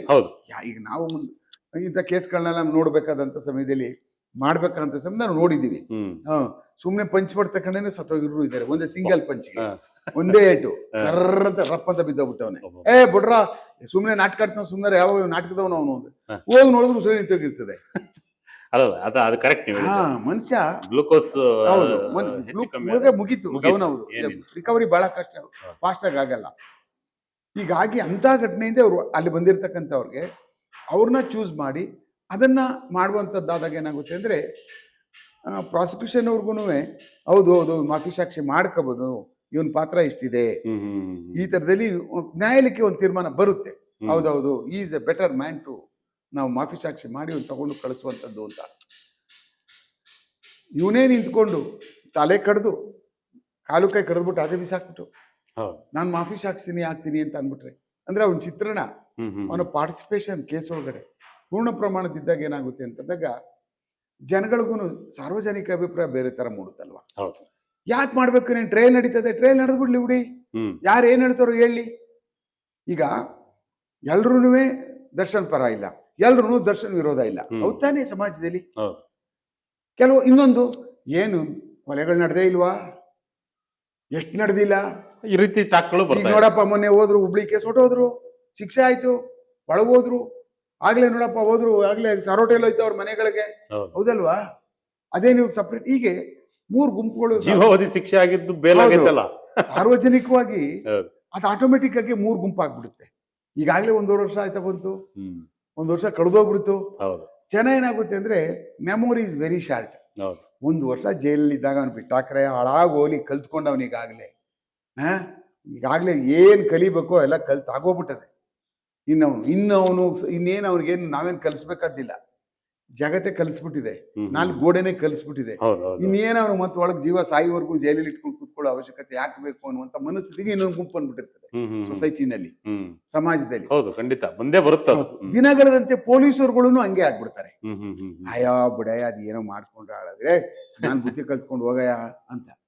ಅಂದ್ರೆ ತನಿಖೆ ಮಾಡ್ತಕ್ಕಂಥ ಪೊಲೀಸರುಗಳಿಗೂ ಸಹ ಒಂದು 3 ವರ್ಷ 4 ವರ್ಷ 5 ವರ್ಷ ಕಳೀತಾ ಬಂದ್ಬಿಟ್ಟಾಗ ಯಾವ ಶಿಕ್ಷೆ ಬಿಡೆ ಏನೋ ಅಂದ್ರೆ ನಮ್ಗೇನು ಇವನು ನಮ್ಗೆ ದೋಷಿ ಅಲ್ಲ, ಅವನು ನಮ್ಗೆ ಶತ್ರು ಅಲ್ಲ. ಒಂಥರ ನಮಗೂ ಅದೇ ಮನಸ್ಥಿತಿಗೆ ಬಂದ್ಬಿಡ್ತೀವಿ. ಪೊಲೀಸ್ ತನಿಖಾಧಿಕಾರಿಗಳು ಅದೇ ಮನಸ್ಥಿತಿ. ನಾಟು ಎಲ್ರು ಅಷ್ಟೇನೆ ಕಾಮನ್. ಅಯ್ಯೋ ಏನ್ ಸರ್ ಈಗ ಹೋಗಿ 6 ವರ್ಷ ಆದ್ಮೇಲೆ ಎವಿಡೆನ್ಸ್ ಹೇಳ್ಕೊಂಡು ಕೂತ್ಕೋಬೇಕಾ ಕೇಸಲ್ಲಿ, ಏನೋ ಆಯ್ತು ಮುಗ್ದಾಯ್ತು, ಇವನು ಬುದ್ಧಿ ಕಲ್ತ್ಕೊಂಡಿದ್ದಾನೆ, ಇನ್ನೇನಾರ ಆದ್ರೆ ಆಯ್ತು ಅವನು ಅನುಭವಿಸ್ತಾನೆ, ಈಗೆಲ್ಲ ಅವ್ನು ಗೊತ್ತಾಗಿದೆ 4 ವರ್ಷ ಜೈಲಲ್ಲಿ ಅವನು ಅನ್ನುವಂಥದ್ದು ಬಂದ್ಬಿಟ್ಟಾಗ ಏನಾಗುತ್ತೆ ಅಂದ್ರೆ ನಾನು ಎಷ್ಟರ ಮಟ್ಟಿಗೆ ಅದನ್ನ ಬಹಳ ಪ್ರಬಲವಾಗಿ ತಗೊಂಡು ಹೋರಾಟ ಮಾಡೋಕೆ ನನ್ನ ಮನೋಶಕ್ತಿ ಇಷ್ಟಪಡ್ತದೆ ಹೇಳಿ. ಹೌದು ಖಂಡಿತ ಇಷ್ಟಪಡಲ್ಲ ನನ್ನ ಮನೋಸ್ಥಿತಿ. ನಾನು ಅದನ್ನೆಲ್ಲ ಎತ್ತಿ ತೆಗೆದು ಅದಿಟ್ಟು ಜೋಡಿಸಿ ಎಲ್ಲ ಮಾಡಿ ಏನಿರ್ತದಲ್ಲ ಆವತ್ತೊಂದು ದಿವಸದ್ದು ನಾನು ಇವನ್ ಶಿಕ್ಷೆ ಕೊಡಿಸ್ಬೇಕಪ್ಪ ಅಂತ 3 ತಿಂಗಳು 4 ತಿಂಗಳು 5 ತಿಂಗಳು ಇರ್ತದಲ್ಲ 6 ತಿಂಗಳು ನಮ್ಮ ತಲೆನಲ್ಲಿ ಹಿಂಗೆ ಈ ತರ ಮಾಡಿದಾನಲ್ಲ ಅಂತ ಅದು 50% ಹೊಟ್ಟೋಗ್ಬಿಟ್ಟಿರ್ತದೆ ತಲೆಯಿಂದ ಆಚೆಗೆ. ಮತ್ತೆ ಲಾಂಗ್ ಪೀರಿಯಡ್ ಹೋದಂಗೆ ಈಗಾಗಲೇ ಹಂಗ ಆಗ್ತಾ ಇದೆ ದೀರ್ಘಕಾಲದಲ್ಲಿ. ಅದಕ್ಕೆ 2 ವರ್ಷಕ್ಕೆ ಈ ಬದಲಾವಣೆ ಆಗಿದೆ. ಹೌದು, ಇನ್ನು 2 ವರ್ಷಕ್ಕೆ ಬಿಟ್ಟರೆ ಇನ್ಯಾವ ಬದಲಾವಣೆ ಆಗಿದೆ. ಹೌದು. ಆಮೇಲೆ is not an ordinary actor. Is ಬಹಳ ದೊಡ್ಡ ಆಕ್ಟರ್, ಬಹಳ ದೊಡ್ಡ ಫ್ಯಾನ್ ವಲಯ ಇರ್ತಕ್ಕಂಥದ್ದು ಮನುಷ್ಯನಿಗೆ. ತುಂಬಾ ಮುಂಚೂಣಿಯಲ್ಲಿದ್ದಂಥದ್ದು ಮನುಷ್ಯ ಎಲ್ಲಾದ್ರಲ್ಲೂ, ನಾಟ್ ಓನ್ಲಿ ಒನ್. ಆ ಸಮಯದಲ್ಲಿ ಏನಾಗ್ತದೆ, ಅವನಿಗೆ ಬಹಳ ಬಲಾಢ್ಯವಾದಂತ ಒಂದು ಫ್ಯಾನ್ ಬೇಸ್ ಇರ್ತದೆ. ಅವರಂತೂ ಅಯ್ಯೋ ಬಿಡಪ್ಪ ಇವನು ಮಾಡ್ಬಿಟ್ಟ ಇವನು ಹಂಗಲ್ಲ, ನಥಿಂಗ್. ಅವ್ರು ಎಂದೂ ಫ್ಯಾನ್ಗಳು ಯಾವತ್ತೂ ಇಲ್ಲ ಅವ್ನು ಮಾಡಿಲ್ಲ, ಕೋರ್ಟಲ್ಲಿ ಹೆಂಗೆ ಇವರು ಹೇಳ್ತಾರೋ ನಾವು ಮಾಡಿಲ್ಲ ಅಂತ, ಇವರು ಹಂಗೆ ನಾವು ಮಾಡಿಲ್ಲ ಅಂತಾನೆ ವಾದ ಮಾಡ್ತಾರೆ. ಅದು ಫ್ಯಾನ್ ಬೇಸ್, ಏನು ಮಾಡೋಕ್ ಆಗುದಿಲ್ಲ ನೀವು ಅವ್ರಿಗೆ. ಇನ್ನೂ ಹಾಗೆ ಇದೆ, ಇನ್ನೇನು ಕಮ್ಮಿ ಏನಾಗ್ಬಿಟ್ಟಿರಲ್ಲ. ಕಮ್ಮಿ ಆಗ್ಬಿಟ್ಟಿದೆ ಅಂತ ಅನ್ಕೊಬಿಟ್ರೆ ನಾವು ಮೂರ್ಖರು ಅಷ್ಟೇನೆ. ಯಾಕಂದ್ರೆ ನಾವು ಆಚೆ ಇರೋದನ್ನ ನೋಡ್ತಾ ಇದೀವಲ್ಲ, ನಾವು ಓದ್ ಕಡೆ, ಆಮೇಲೆ ಅಲ್ಲಿ ನೋಡಿದಾಗ ಮತ್ತೆ ಯಾವ್ದಾರು ಅವನ ವಿಚಾರ ಬಂದಾಗ ಅಲ್ಲಿ ಯಂಗ್ಸ್ಟರ್ಸ್ಗಳು ಯಾವ ತರ ರೆಸ್ಪಾನ್ಸ್ ಮಾಡ್ತಾರೆ ಅಂತ ನಮ್ಗೆ ನೋಡ್ತಾ ಇರ್ತೀವಿ ನಾವು. ಏನಪ್ಪಾ ಈಗ್ಲೂ ಏನಯ್ಯ ಮನುಷ್ಯನಿಗೆ ಯಾರಿಗೂ ಇಲ್ದಷ್ಟು ಬೇಯಿಸಿದ್ಯಲ್ಲಪ್ಪ ಮನುಷ್ಯನಿಗೆ, ಮಾಡ್ಕೋಬಾರ್ದಾಗಿತ್ರಿ ಪಾಪದವನಿವನು, ಇವ್ನಿಗೇನ್ ದಡ್ಡ ಹೆಂಗ್ರಿ ಇವ್ ಮನುಷ್ಯ ಅಲ್ಲ, ಯೋಚನೆ ಮಾಡ್ಬೇಕಾಗಿತ್ತಲ್ಲ. ನೋಡ್ರಿ ಪಾಪ ಇವರೆಲ್ಲ ಜನಗಳಿಗೆ ಒಂದಷ್ಟು ಜನಕ್ಕೆ ಉದ್ಯೋಗ ಸಿಕ್ಕೋದು, 1 ವರ್ಷಕ್ಕೆ 1-2 ಪಿಕ್ಚರ್ ಬರೋದು, ಸಾವಿರಾರು ಜನ ಅವ್ನ ಬರ್ತಡೆಗೆ ಸರ್ ಅಕ್ಕಿಗಳು ತಗೊಂಡೋಗಿ ಕೊಡೋರು. ಖುಷಿ ಆಗೋದು ನಲ್ಲಿ ಎಷ್ಟು ಜನ ಊಟ ಮಾಡೋರು ಹೇಳಿ. ಒಂದೊಂದು ಪಿಕ್ಚರ್ ನಡೀತಾ ಇದೆ ಅಂದ್ರೆ 1 ವರ್ಷದಲ್ಲಿ ಸಾವಿರಾರು ಜನ ಕೆಲಸ ಸಿಕ್ಕಿರೋದು. ಲೈಟ್ ಮ್ಯಾನ್, ಅಸಿಸ್ಟೆಂಟ್, ಹೌದು, ಎಲ್ಲ ಪ್ರತಿಯೊಬ್ಬರಿಗೂ ಕೆಲಸವೇ. Actually is not an actor, is an entrepreneur ಮನುಷ್ಯ. ಕರೆಕ್ಟ್, ಒಳ್ಳೆ ಒಂದು ಮೇಲ್ಮಟ್ಟಕ್ಕೆ ಹೋದಾಗ, ಆ ಲೆವೆಲ್ಗೆ ಹೋದಾಗ ಇವನು ಒಬ್ಬನಿಂದ ಸಾವಿರಾರು ಜನ ಊಟ ಮಾಡ್ತಾರೆ, ಬದುಕೊಂಡವ್ರು, ಫ್ಯಾಮಿಲಿಗಳು ಬದುಕ್ತವೆ. ಅದರಿಂದ ಎಲ್ಲರಿಗೂ ಕೆಲಸ ಸಿಗ್ತದೆ ಅಂದಾಗ ಈ ತರದವ್ರು ಹಿಂಗೆ ಒಬ್ಬೊಬ್ರೆ ಹಿಂಗಾಗ್ಬಿಟ್ಟು ಈ ತರ ಮನಸ್ಥಿತಿ ಒಳಗಡೆ ಇದ್ಕೊಬಿಟ್ರೆ ಅವಾಗ ಈ ತರದ್ ಏನಾಗ್ಬೋದು ಹೇಳಿ. ನಮ್ಮ ಈ ಒಂದು ಕನ್ನಡ ಫೀಲ್ಡ್ ಏನಾಗ್ಬೋದು, ಒಬ್ಬೊಬ್ರು ಒಂದೊಂದ್ ಕಡೆಗೆ ಈಗ ನೋಡಿ ಎಲ್ಲ ಅಷ್ಟೇನೆ, ಎಲ್ಲ ದೊಡ್ಡ ದೊಡ್ಡ ಆಕ್ಟರ್ಗಳಾಗ್ಬಿಟ್ರು, ಬೇರೆ ಬೇರೆ ಕಡೆಗೆ ಹೋಗ್ಬಿಡ್ತಾವ್ರೆ. ಆಮೇಲೆ ಈ ಕನ್ನಡದಲ್ಲಿ 3-4 ಪಿಕ್ಚರ್ಗಳು ಮಾಡ್ತಿದ್ರು, ಹೊಟ್ಟೋಗ್ಬಿಡ್ತಾವ್ರೆ. ಇವಾಗ ಎಲ್ಲ ಬೇರೆಯವ್ರು ಯಾರೋ ಬರ್ತಾರೆ, ಟಕ್ ಅಂತ ಇವತ್ತು ಬರ್ತಾರೆ, ನಾಳೆ ಬೆಳಿಗ್ಗೆ ಇರಲ್ಲ. ಪಿಕ್ಚರ್ ಬಂದಿದ್ಯಾ ಅಂತಾರೆ ಕೇಳ್ತಾರೆ ಜನ. ಅದ್ರ ಮಧ್ಯೆ ಇಂತ ಒಬ್ಬ ನಟ ಇದ್ದ. ಹೌದು, ಹಾಗೆ ಈಗೆಲ್ಲ ಇಂಡಸ್ಟ್ರಿನೇ ಉಳಿಸ್ಬೇಕಾದಂಥವ್ರು, ಇಂಡಸ್ಟ್ರಿನೇ ಬೆಳೆಸ್ಬೇಕಾದಂಥವ್ರೆ, ನಿಂತ್ಕೊಂಡು ತೇರೆಳಿತಿದ್ದವ್ರು ಇವರೆಲ್ಲ. ಹೌದಲ್ವಾ? ಕನ್ನಡದ ತೇರೆಳಿತಾ ಇರುವಂತವ್ರು ಒಂದು 5-6 ಜನ. ಅವರೊಬ್ಬ ಅಚಾನಕ್ ಆಗಿ ದೇವ್ರ ಕಿತ್ಕೊಬಿಟ್ಟ ಮನುಷ್ಯ. ಈಗ ಅವತ್ತಿಂದ ಪ್ರಾರಂಭ ಆದಂತದ್ದು ಶನಿ ಕಾಟ ಕ್ಷೀಣಿಸ್ತಾ ಹೋಯ್ತು. ಅವಾಗಿಂದ 2020 ಒಂದೊಂದೇ ಏಟು ನೋಡಿ ಎಲ್ರಿಗೂನುವೆ. ಒಬ್ಬರು ಶಕ್ತಿ ಕಿತ್ಕೊಬಿಡ್ತಾನೆ, ಒಬ್ಬರಿಗೆ ಇನ್ನೊಬ್ರಿಗೆ ಏನೋ ಅವ್ರ ತಲೆಗೆ ತಂದು ತುಂಬಿಟ್ಟು ಇನ್ನೇನೋ ಆಸೆ ಹುಟ್ಟಿಸ್ಬಿಡ್ತಾರೆ. ಈ ಮನುಷ್ಯಗೆ ಇನ್ನೇನೋ ಒಂದು ಕೆಟ್ಟದ್ದಾಗ್ಬಿಡ್ತದೆ. ಇನ್ನೊಬ್ಬ ಯಾರೋ ಏನೋ ಒಳಗಡೆ ಕೆಲಸ ಮಾಡ್ತಾರೋ ಅವ್ರು ಸತ್ತೋಗ್ಬಿಡ್ತಾನೆ. ಇನ್ನೊಬ್ಬ ಮಲಗಿದ್ದವನು ಬೆಳಗ್ಗೆನೆ ಎದ್ದೇಳಲ್ಲ. ಹೀಗೆ ಹಿಂಗೆಲ್ಲ ಇದೆ. ಒಂಥರ ಆರೋಹಣ ಮತ್ತೆ ಅವರೋಹಣ ಪರಿಸ್ಥಿತಿಗೆ ಬಂದಿರುವಂತ ಇಂಥ ಕಾಲದಲ್ಲಿ ಯಾರು ತಾನೇ ದರ್ಶನ್ ಜೀವ ಸಾಯುವವರೆಗೂ ಜೈಲಲ್ಲಿ ಇದ್ಬಿಡ್ಲಿ ಬಯಸೋರು ಯಾರು ಇಲ್ಲ ಅಂತ ಯಾರು ನನ್ನ ಲೆಕ್ಕದಲ್ಲಿ ಬಯಸೋರು ಅತ್ಯಂತ ಬಹಳ ಕಡಿಮೆ ಜನ ಇದ್ದಾರೆ. ಬಯಸ್ತಾರೆ, ತಪ್ಪು ಮಾಡಿದ್ರೆ ಶಿಕ್ಷೆ ಆಗ್ಲಿ ಬಿಡ್ರಿ ಅದೇನು ಅಂತ. ಅಂದ್ರೆ ಸಾರ್ವಜನಿಕ ವಲಯ ನಾನು ಕೂತ್ಕೊಂಡಾಗ ತಪ್ಪು ಮಾಡಿದ್ರೆ ಆಗ್ಬೇಕಪ್ಪ ಮಾಡ್ಬಿಡ್ಲಿ, ಅದು ಶಿಕ್ಷೆ ಆಗ್ಲೇಬೇಕು ಅಂತ ಹೇಳಿ ಅಂತ ನೀವು ಹೇಳ್ತೀವಿ, ನಾವು ಹೇಳ್ತೀವಿ. ಹೌದು. ಅದೇ ಈ ಕಡೆ ತಿರ್ಕೊಂಡ್ಬಿಟ್ಟಾಗ ಅಯ್ಯೋ ಆಯ್ತ್ರಿ, ಏನೋ ಕೆಟ್ಟದ್ದು ಬಾಗೋಗ್ಬಿಡ್ತೀರಿ, ಏನ್ ಪ್ರಪಂಚದಲ್ಲಿ ಆಗದೆ ಇರೋದೇನ್ರಿ, ಏನೇನ್ ನಡೆದವ್ರಿ ಈ ಜಗತ್ತಿಗೆ. ನೋಡಪ್ಪ ಅವ್ನು ನೋಡ್ರಿ ರಸ್ತೆಲೆ ಕಡಿತಾವ್ ನೋಡ್ರಿ, ಆ ಹೆಣ್ಮಗ್ಳಿಗೆ ಹಾಕೊಂಡು ತಿವಿತಾವ್ ನೋಡ್ರಿ 50 ಸಾರಿ ಚುಚ್ಬಿಟ್ಟು ರೋಡ್ ಮಧ್ಯ ರೋಡಲ್ಲಿ ಸಾಯಿಸ್ಬಿಟ್ಟಾರ್ರಿ. ಇಂಥವೆಲ್ಲ ಒಂದೊಂದೇ ತಲೆಗೆ ಬರ್ತಾ ಇರ್ತಾವಲ್ಲ, ಕಾಣಿಸ್ತಾ ಇರ್ತಾವಲ್ಲ. ಆದ್ರೆ ಇದನ್ನ ಆಕ್ಷನ್ ಯಾವುದು ನೋಡ್ಲಿಲ್ಲ ಅವರು ಜನ. ಇವ್ರು ಹೊಡೆದದ್ದೇ ಆಗ್ಲಿ, ಪಂಚ್ ಮಾಡದ್ದೇ ಆಗ್ಲಿ, ಬರೀ ಪುಸ್ತಕ ಹೇಳ್ತಾವೆ, ಪೇಪರ್ ಹೇಳ್ತಾವೆ. ಆದ್ರೆ ಕಾಣ್ತಾ ಇದಾವಲ್ಲ ಬೇರೆ ರಸ್ತೆನಲ್ಲಿ ಕುಂದಾಕುದ ಹೆಣ್ಮಕ್ಳುಗಳನ್ನ, ಪಾಗಲ್ ಪ್ರೇಮಿಗಳು ದಕ್ಷಿಣ ಕನ್ನಡ ಜಿಲ್ಲೆ ನಡೀತಲ್ಲ. ಹೌದು, ಪಾಗಲ್ ಪ್ರೇಮಿಗಳ ಕಥೆಗಳನ್ನ ಅಯ್ಯೋ ನೋಡಿ ಅವಕ್ಕೆ ಹೋಲಿಕೆ ಮಾಡ್ಕೋತಾರೆ. ನೋಡ್ರಿ ಇಂಥವು ಏನು ನೋಡಿ ಏನು ಒಂದ್ ಇವತ್ತು ಬಂದ್ ನಾಳೆ ಹೊಟ್ಟಾಯ್ತಪ್ಪ, ಏನು ಗೊತ್ತೇ ಇಲ್ಲ, ಅದು ಏನ್ ಬಂದ್ನೋ ಈಚೆ ಏನ್ ಕಥೆನೋ. ಇದನ್ನೆಲ್ಲನೂ ಅವರು ಬಹಳ ಹತ್ತಿರದಿಂದ ಸಮೀಕರಿಸಿ ನೋಡ್ತಾರೆ ಯಾವುದೇ ಸಾರ್ವಜನಿಕ. ಆದ್ರೆ ಇದು ಯಾವ ಘಟ್ಟ ತಲುಪಿದೆ ಈಗ ನಾವು ತಲುಪಿದೀವಿ ಆ ಕೇಸಲ್ಲಿ ಅಂದ್ರೆ, ಇನ್ ನೆಕ್ಸ್ಟ್ ಏನು ಅನ್ನೋ ಒಂದು ಲೆವೆಲ್ಗೆ ಬಂದು ಕೂತಿದ್ದೀವಿ. ಇನ್ ನೆಕ್ಸ್ಟ್ ಏನು ಯಾವ ಅರ್ಜಿಗಳು ಬೀಳ್ತಾವ ಅಲ್ಲಿಗೆ, ನಾವು ಮಾಡ್ತೀವಿ, ನಾವು ಮಾಫಿ ಸಾಕ್ಷಿಗಳು ಹೇಳ್ತೀವಿ ಅಂತ ಅನ್ಬಿಟ್ಟು ಅಂತ. ಹಾಗೆ ಮಾಫಿ ಸಾಕ್ಷಿ ಹೇಳ್ಬಿಟ್ಟ ಕ್ಷಣಕ್ಕೆ ಎಲ್ಲ ಫೈನಲ್ ಖಂಡಿತವಾಗ್ಲೂ ಫೈನಲ್ ಅಲ್ಲ. ನೆನ್ನೆ ದಿವಸ ಸುಮಾರು ಜನ ಬಹಳ ಇಂಥ ಇದಗಳಲ್ಲಿ ಹೈಕೋರ್ಟ್ ಅಡ್ವೊಕೇಟ್ಗಳು ತುಂಬಾ ಈ ತರದ ಮಾಫಿ ಸಾಕ್ಷಿಗಳಲ್ಲಿ ಮಾಡಿಸಿ, ಮಾಫಿ ಸಾಕ್ಷಿ ಅಂದ್ರೆ ಏನು, ಮಾಫಿ ಸಾಕ್ಷಿಗೆ ಎಷ್ಟು ಪೂರಕವಾಗಿ ಬಹಳ ಗಟ್ಟಿಯಾದ ನೆಲೆ ಇರ್ತದೆ, ಯಾಕೆ ಇರಲ್ಲ ಅವನೊಂದ್ ಕಡೆ ಅನ್ನುವಂಥದ್ದೆಲ್ಲ ಇರ್ತದೆ. ಒಂದ್ ವೇಳೆ ಮನುಷ್ಯನ ಮಾಫಿ ಸಾಕ್ಷಿ ಅಂತ ಹೇಳ್ತೀನಿ ಅಂತೇಳಿ ಒಳಗೋದು ಎಲ್ಲ ಮಾಡಿ ಆಯ್ತು, ಸರಿಯಾಗಿ ಹೇಳ್ಬಿಟ್ಟು ಈಚೆ ಬಂದ, ಅದಿಟ್ಸ್ ಓಕೆ. ಒಂದ್ ವೇಳೆ ಅಕಸ್ಮಾತ್ ವ್ಯತಿರಿಕ್ತವಾದಂತ ಹೇಳಿಕೆಗಳು, ಒಂದ್ ವೇಳೆ ಡಿಫೆನ್ಸ್ ಕೌನ್ಸಿಲರ್ ಷಡ್ಯಂತ್ರ ಮಾಡ್ಬಿಟ್ಟಿದ್ರು, ಹೌದಲ್ವಾ, ಅವರೇ ಒಂದು ಮಾಡಿ ಹಾಕೋ ನೀನು ಹೇಳ್ತೀನಿ ಅಂತ ಹೇಳೋ, ಅಲ್ಲ ಉಲ್ಟಾ ಪಟ್ಟ ಆಗ್ಬಿಟ್ಟು ಭಾರತಗೆ, ಹೌದಲ್ವಾ, ನಡೆಯೋ ಚಾನ್ಸಸ್ ಇದೆ. ನಾವು ಹೆಂಗ್ ನಂಬುದು ಹೆಂಗೆ? ಈಗ ಈ ನಡೆನ ಏನೇನ್ ನಡಿಬಾರ್ದಾಗಿತ್ತು ಒಂದೊಂದೇ ನಡ್ಕೊಂಡ್ ಆಗ್ತಾ ಇದ್ದೇವೆ. ಇವು 2 ಕಾಲು ಮನುಷ್ಯನಿಗೆ ಅಂದ್ರೆ 4 ಕಾಲು 5 ಕಾಲು 6 ಕಾಲು ನೋಡ್ತಾ ಇದೀವಿ ಈಗ. ನಾವು ಏನ್ ಮನುಷ್ಯನಿಗೆ 2 ಕಾಲು ತಾನೇ ಇರುವುದು ಅಂತ, ಇನ್ನು 6 ಕಾಲಲ್ಲಿ ನಡಿಕ್ ಶುರು ಆಗ್ಬಿಟ್ಟವಿಕೆ ಮನುಷ್ಯ ಅಲ್ಲಿ ಈ ಪ್ರಕರಣದಲ್ಲಿ. ನನಗೆ ಒಂದು ಅನುಮಾನ ಅಂತ ಹೇಳಿದ್ರೆ, ಚಾರ್ಜ್ ಶೀಟ್ ನಲ್ಲಿ ಈಗ 17 ಜನರ ಹೇಳಿಕೆಗಳನ್ನು ತಗೊಂಡಿದ್ದಾರೆ. 4 ಜನ ರಿಲೀಸ್ ಆಗಿದ್ರೆ ಪ್ರಶ್ನೆ ಬೇರೆ, ಇನ್ನು ಉಳಿದಿರ್ತಕ್ಕಂಥ ಬಹಳ ಮೇನ್ ಇರ್ತಕ್ಕಂಥವ್ರು. ಪ್ರದೂಷ್ ಹೇಳಿರ್ತಕ್ಕಂಥ ಹೇಳಿಕೆಗಳು ಬಹಳ ಇಂಪಾರ್ಟೆಂಟ್ ಆಗ್ತಾ ಇದೆ. ಯಾಕಂತೇಳಿ ಜೊತೆಲೇ ಇದ್ದು ಜೊತೆನೆ ಸ್ಪಾಟ್ಗೆ ಹೋಗಿ ದೃಶ್ಯವನ್ನ ನೋಡಿರ್ತಕ್ಕಂಥದ್ದನ್ನ ಬಹಳ ಚಿತ್ರೀಕರಣವಾಗಿ, ಎಸ್ ಇವನ್ ಹೊಡೆದ, ಇವನ್ ಎದೆ ಮೇಲೆ ಕಾಲಿಟ್ಟ, ಮರಮಂಗಕ್ಕೆ ಹೊಡೆದ, ಆಮೇಲೆ ಲೈನಲ್ಲಿ ಹಗ್ಗದಲ್ಲಿ ಹೊಡೆದ ಅಂತೇಳಿ ಪ್ರತಿಯೊಂದನ್ನು ಕೂಡ ಎಳೆ ಹೇಳ್ತಿದ್ದಾರೆ. ಅಂದ್ರೆ ಅದಾದ ನಂತರವಾಗಿ ಮನೆಗೆ ಫೋನ್ ಮಾಡಿ ಸತ್ತಿದ್ದಾನೆ ಅಂತ ತಿಳಿಸಿದ್ದಾನೆ ಅಂತ ಹೇಳಿ ಮಾಹಿತಿ ಬಂದಿದೆ. ಅಂದ್ರೆ ದರ್ಶನ್ ಸಾಯುವಾಗ ಇದ್ನ ಅನ್ನೋದು ಪ್ರಶ್ನೆ ಮೂಡುತ್ತೆ ಈಗ. ಆ ಒಂದು ಪಾಯಿಂಟ್ ಹೇಗೆ ವರ್ಕೌಟ್ ಆಗ್ಬೋದು ಕೇಸ್ನಲ್ಲಿ ಅಂತ ನೋಡಿ. ಮೇಜರ್ ಏನು, ಒಂದು ಅಲ್ಲಿ ಭಾಗವಹಿಸಿದಾರ ಇಲ್ವಾ ಅಂತ ಅನ್ನುವಂಥದ್ದಕ್ಕೆ ಒಂದು CDRಗಳು, ಏನು ಕಾಲ್ ರೆಕಾರ್ಡ್ಸ್ ಡೀಟೇಲ್ಸ್ ಏನಿದೆಯಲ್ಲ, ಅದ್ರಲ್ಲಿ ಇನ್ನೊಂದೇನು ನಮ್ಗೆ ಡಿಸ್ಅಡ್ವಾಂಟೇಜ್ ಆಗುತ್ತೆ ಅಂದ್ರೆ, ಅವರ ಲೊಕೇಶನ್ ಅಲ್ಲಿ ಇರ್ತಕ್ಕಂಥದ್ದೇ ಟವರ್ ಡೀಟೇಲ್ಸ್ ಅಲ್ಲಿ ಅವ್ರ ಮನೆ, ಈ ಘಟನೆ ನಡೆದದ್ದು ಎಲ್ಲ ಒಂದೇ ಇದೆ. ಒಂದ್ ವೇಳೆ ಅಕಸ್ಮಾತ್ ಘಟನೆ ನಡೆದಂತ ಘಟನಾ ಸ್ಥಳನೇ ಒಂದು ಟವರ್ ಇರ್ಲಿತ್ತು, ಘಟನೆ ನಡಿದೆ ಇವರು ಇದ್ದಂತ ರೆಗ್ಯುಲರ್ ಬೇರೆ ಒಂದು ಲೊಕೇಶನ್ ಆಗಿದ್ದಾಗ, ಆ ಲೊಕೇಶನ್ ಇಂದ ಎಲ್ಲ ಇಲ್ಲಿಗೆ ಬಂದಿದ್ದಾರೆ ನೋಡಿ ಲೊಕೇಶನ್ಗೆ ಅಂತ ಹೇಳುದು ಒಂದು ಪೂರಕವಾಗಿ ಹೇಳ್ತಾ ಇದ್ವಿ. ಇದು ಪ್ರಾಸಿಕ್ಯೂಷನ್ ನಾಳೆ ದಿವಸ ಇವ್ರಿಗೆ ನಮ್ಮ ಡಿಫೆನ್ಸ್ ಕೌನ್ಸಿಲ್ಗಳಿಗೆಲ್ಲ ಅವ್ರ ಮನೆ ಇರುವುದೇ ಅಲ್ಲೇ ರೀ, ಓಡಾಡ್ತಾರೆ, ಅವ್ರ ಮನೆ ಬಿಟ್ಬಿಟ್ಟು ಬೇರೆ ಇನ್ನೆಲ್ಲ ಹೋಗಕ್ಕಾಗ್ತದೆ, ಇವೆಲ್ಲ ಬಂದೇ ಬರ್ತವೆ. ಇವೆಲ್ಲ ನಾಳೆ ದಿವಸ ಬರ್ತವೆ. ನೋಡಿ ಸರ್ ಎಲ್ಲ ಒಟ್ಟಿಗಿದ್ದಾರೆ, ಎಲ್ಲ ಹೋಗವ್ರೆ, ಬಂದವ್ರೆ, ನೋಡಿ ಇಲ್ಲಿ ಹೋಗವ್ರೆ, ಯಾವುದೋ ಒಂದು CCTV ಹೋಗ್ತಾ ಇದ್ದಾರೆ ನೋಡಿದ್ದಾರೆ, ಹೋಗಬಾರ್ದು ಅಂತ ಎಲ್ಲಿದೆ? ಈಗ ಘಟನಾ ಸ್ಥಳದಲ್ಲಿ ಹೊಡಿತಾ ಇದ್ರೆ ಓಕೆ, ಘಟನಾ ಸ್ಥಳನ ಅದು ಪೂರ್ಣ ಪ್ರಮಾಣದ ವಿಡಿಯೋ ಚಿತ್ರಣ ಇದ್ದು, ಅದು ನಾವು ಅದನ್ನ FSL ಕಳಿಸ್ಕೊಟ್ಟು ಇದು ನಿಜನಾ ಇಲ್ವಾ ಅಂತೇಳಿ ಪ್ರೂವ್ ಆಗಿ ಅದು ನಮ್ಮ ಹತ್ರ ಬಂದಾಗ ಅದಕ್ಕೊಂದು ಬೆಲೆ ಇದೆ. ಹೌದೇ? ಎಲ್ಲೋ ಒಂದು ಅಲ್ಲಿದೆ, ಅಲ್ಲಿಂದ ಅಕಸ್ಮಾತ್ ಒಂದು ಇದೆ, ಒಂದು 100 ಮೀಟರ್ ಅಲ್ಲಿ ಒಂದು ಅಲ್ಲಿಂದ ಒಂದು CCTV ಇದ್ದು, ಇಲ್ಲಿ ಬೊಂಬೆಗಳ ತರ ಆಟ ಆಡ್ತಾ ಇರುವಂತದ್ದ ಇದ್ದು ನೋಡಿ ಇದಿದೆ, ಅದನ್ನ ಖಂಡಿತವಾಗ್ಲೂ ಒಪಿನಿಯನ್ಗಳು ಸಿಗಲ್ಲ. ಹಾ. ಆ ಚಿತ್ರಕ್ಕೆ ಯಾವ ನಂಬಿಕೆಗಳು ಬರಲ್ಲ.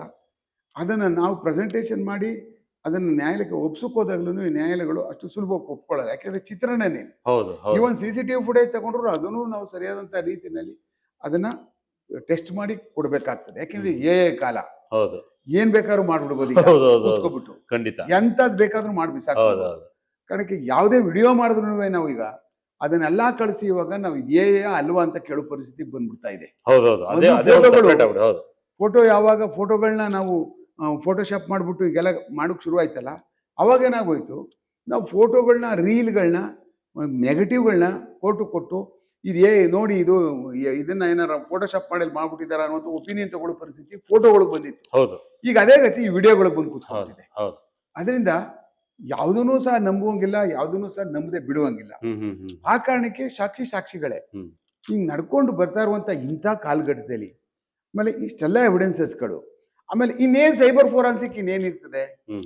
ಅಲ್ಲೊಂದು ಚಪ್ಪಲಿ ಇತ್ತು, ಚಪ್ಪಲಿ ಮೇಲೆ ರಕ್ತ ಇತ್ತು, ಇವ್ರ ಶೂ ಮೇಲೆ ರಕ್ತ ಬೀಳ್ತು ಅಂತ ಅನ್ನುವಂಥದ್ದು, ಒದ್ದಾಗ ಈಗ ಕಿಕ್ ಮಾಡಿದಾಗ ಮೈಯಲ್ಲಿರುವಂತ ಶೂನು ಸೀಸ್ ಮಾಡಿದ್ದಾರೆ, ಅದ್ರಲ್ಲಿ ರಕ್ತ ಇತ್ತು, ಹೌದು ಅಂದ್ರೆ ಒದ್ದಿದ್ದಾನೆ ಅಂತ ಅಲ್ಲಿಗೆ ಪ್ರೂವ್ ಆಯ್ತು ಅನ್ನುವಂಥದ್ದೆಲ್ಲನೂ ಎಷ್ಟು ಮಟ್ಟಿಗೆ ಕೋರ್ಟ್ಗಳು ನಾವು ಇಂಥವೆಲ್ಲ ಮಾಡಿದ್ದೀವಿ, ಎಷ್ಟು ನಂಬ್ತದೆ ಎಷ್ಟು ಮಟ್ಟಿಗೆ ಅನ್ನುವಂಥದ್ದು. ಪೊಲೀಸರು ಇದೆಲ್ಲ ಮಾಡ್ಬಿಡ್ತಾರ್ರಿ, ಇದೆಲ್ಲನೂ ತಲೆನಲ್ಲಿ ಅವಾಗ ಬಂದು ಕೂತ್ಕೊಬಿಡ್ತವೆ, ಕ್ರಿಯೇಟ್ ಮಾಡ್ಕೊಳ್ತಾರೆ. ಆ ಮನೆಗೆ ಹೋಗಿ ಅಲ್ಲ ಬದ್ದವನು ಆ ಶೂನ ತಗೊಂಡೋಗಿ ನಾನೇ ರಾಕೆಲ್ ತಗೊಂಡೋಗಿ ಇಟ್ಕೋತೀನ, ಕನಿಷ್ಠ ಕಾಮನ್ ಸೆನ್ಸ್ ಆದ್ರೂ ಇರ್ತದಲ್ಲಪ್ಪ ಇವನು. ರಾಮಾಯಣ ಮುಂದ್ ಇಲ್ಲೆಲ್ಲ ಅಲ್ಲೆಲ್ಲ ಹೋಗಿದೀವಿ ಅನ್ಬಿಟ್ಟು ಅಂತ ಎಲ್ಲರೂ ತಗೊಂಡ್ ಬಿಸಾಕ್ತಾರೆ. ನೀವು ಹೊಡೆದಾಗ ರಕ್ತ ಬಟ್ಟೆಗೆ ಹಾರದಂತ ಸಂದರ್ಭದಲ್ಲಿ ಬಟ್ಟೆ ಹಾಕೊಂಡು ಹೋಗ್ಬೇಕಾ ಬೇಡವನ್ನ ಕಾಮನ್ ಸೆನ್ಸ್ ಕೂಡ ಇರುತ್ತೆ ಅಲ್ವಾ? ಯಾರೇ ಒಬ್ಬ ವಾಷಿಂಗ್ ಮಿಷಿನ್ ಹಾಕಲ್ಲ, ಸಾಮಾನ್ಯವಾಗಿ ಯೋಚನೆ ಮಾಡೋದಾದ್ರೆ. ಹಾಗೆ ಸಾಕ್ಷಿಗಳು ಮಾಡಿದರೆ ಮಾಡ್ಲೇಬೇಕು ಪೊಲೀಸರುಗಳು. ಇನ್ವೆಸ್ಟಿಗೇಷನ್ ಆಗಿದೆ, ತನಿಖೆ ಆಗಿದೆ, 6,000 ಪೇಜು ಅಂತ ಹೇಳ್ತಾರೆ. ಅದರಲ್ಲಿ ಸೈಬರ್ ಸಂಬಂಧಪಟ್ಟದ್ದೇ ನನ್ನ ಲೆಕ್ಕದಲ್ಲಿ 5,000 ಪೇಜ್ ಇರ್ತದೆ. ಅಂದ್ರೆ ಒಬ್ಬೊಬ್ಬ ಡೀಟೇಲ್ಸ್ ನೀವು ತಗೊಂಡ್ರೆ 60-70 ಪೇಜ್ ಇರ್ತದೆ. 14 ಜನ ಇಂಟು 70 ಪೇಜ್ 100 ಪೇಜ್ ಅಂತ ಲೆಕ್ಕ ತಗೊಂಡು ಅವೇ ಇಷ್ಟ ಆಗ್ಬಿಡ್ತದೆ. ಅದರಿಂದ ಇದರಲ್ಲಿ page is not important, pages are ಇದು ಓನ್ಲಿ ಅಕೌಂಟಬಲ್ ಅಷ್ಟೇ. ಇದ್ರಲ್ಲಿ ಎವಿಡೆನ್ಸಸ್ಗಳು ಯಾರು ಏನ್ ಹೇಳೋರೆ, ಯಾರು ಪೂರ್ವಕವಾಗಿ ಎವಿಡೆನ್ಸ್ ನ ಕಲೆಕ್ಟ್ ಮಾಡಿದ್ದಾರೆ ಅದನ್ನ ಅಂತ ಅನ್ನೋದು ಅಷ್ಟೇ ಇಂಪಾರ್ಟೆಂಟ್. ಇದ್ರಲ್ಲಿ ಬೇರೆ ಇನ್ನೇನು ಇಲ್ಲ. 1000 page is not A matter ಅದ್ರಲ್ಲಿ. ಆಮೇಲೆ ಇನ್ನೊಂದು ಯೋಚನೆ ಮಾಡ್ಬೇಕಾಗ್ತದೆ. ನನ್ನ ಅನ್ನಿಸ್ತಾರೆ ಇಷ್ಟೊಂದು ಈ ತರ ಒಂಥರ ಫ್ಯಾನ್ ಬೇಸ್ ಇದೆ ಮನುಷ್ಯನಿಗೆ, ಎಲ್ಲ ಹಿಂಗೆಲ್ಲ ಅಕಸ್ಮಾತ್ ಕೋರ್ಟ್ ಕೊಡ್ತದೆ. ಕೊಟ್ಟಾದ್ಮೇಲೆ ಅವನು ಆಯ್ತು ನಿರಪರಾಧಿ ಅಂತ ಈಚೆ ಬರ್ತಾನೆ. ಅಂದ್ರೆ ನಿರಪರಾಧಿ ಅಲ್ಲ, ಅವನು ಅಪ್ರೂವರ್ ಮಾಡ್ಬಿಟ್ಟು ಮಾಫಿ ಶಿಕ್ಷೆ ಮಾಡಿದ್ರು ಅಂತ ಆಚೆ ಹೋಗ್ತಾನೆ. ಇಲ್ಲಿ ನಾಳೆ ದಿವಸ ಅಂದ್ರೆ ಬೇರೆ ತರ ಇದ್ರೆ ಪರವಾಗಿಲ್ಲ, ಇಲ್ಲಿ ಫೇಸ್ ಮಾಡ್ಬೇಕಲ್ಲ, ಹೌದಲ್ವಾ? ಸೊಸೈಟಿ ಫೇಸ್ ಮಾಡ್ಬೇಕಲ್ಲ, ಇದನ್ನು ಯೋಚನೆ ಮಾಡ್ಬೇಕು ನಾವು. ನಾಳೆ ಪ್ರೊಟೆಕ್ಷನ್ ಕೊಡ್ಬೋದು, ಹೋದ್ ಕಡೆ ಬಂದ್ ಕಡೆ ಕುಂತ್ ಕಡೆ ಎಲ್ಲಾ ಕಡೆನೂ ಅದೇನು 24 ಗಂಟೆನೂ ಕೊಡ್ಬೋದು. ಪೊಲೀಸ್ ಆಯ್ತಪ್ಪ ಇಬ್ರು ಪೊಲೀಸ್ ಕೊಟ್ಬಿಡ್ತೀವಿ, ಹೋಗ ನಿನ್ಗೆ ಹಾಗೆ ಹೇಗೆ ಅಂತ ಆ ಪೊಲೀಸರುಗಳು ಸಾಕಾಯ್ತಾರ ಅಂತ. ಯಾಕೆಂದ್ರೆ ಇದು ಹೊಸ ಪ್ರಕರಣ ನಮಗೆ. ಇಷ್ಟೊಂದು ಫ್ಯಾನ್ ಬೇಸ್ ಇರ್ತಕ್ಕಂಥ ಮನುಷ್ಯನಿಗೆ ಏನೋ ಇದನ್ನ ಇದ್ ಮಾಡ್ತಾವ್ರ ನೋಡಿ, ಅವ್ನು ಹೆಜ್ಜೆಗೂ ತೊಂದರೆ ಕೊಡ್ತಾವ್ರೆ ಅಂತ ಅನ್ನುವಂಥದ್ದು ಅದಿದ್ದಾಗ ಯಾರೋ ಎಲ್ಲೋ ಏನಾದ್ರೂ ಸುಮ್ಸುನೆ ಆದ್ರೂ ಕಿಂಡ್ಲು ಮಾಡೋಕ್ಕಾದ್ರೂ ಉಟ್ಕೊಬಿಡ್ತಾರೆ. ಆ ಕಾರಣಕ್ಕೆ ಇದೆಲ್ಲ ನಾವು ಸೊಸೈಟಿನಲ್ಲಿ ಮೊದಲೇ ಯೋಚನೆ ಮಾಡ್ಬೇಕು. ಇದನ್ನೆಲ್ಲನೂ ಈ ತರ ಆದಾಗ ಬೇರೆ ಪ್ರಕರಣ ಆದ್ರೂ ಪರವಾಗಿಲ್ಲ, ಅಲ್ಲಿ ಹೇಳ್ತಾನೆ ಮಾಫಿ ಸಾಕ್ಷಿ ಆರಾಮಾಗಿ ಅವ್ರ ಮುಂದೆನೆ ಬರ್ತಾನೆ ಕೂತ್ಕೊಂಡು ಹೆಂಗ್ ಮಾಡ್ದೆ ಹೆಂಗೈತೆ ಮಾಡ್ದ ಅನ್ಕೊಂಡು ಹೋಯ್ತಾರೆ. ಅವ್ನು ನೋಡಿದೀವಿ ನಾವು ಆ ತರದವನ್ನೆಲ್ಲ.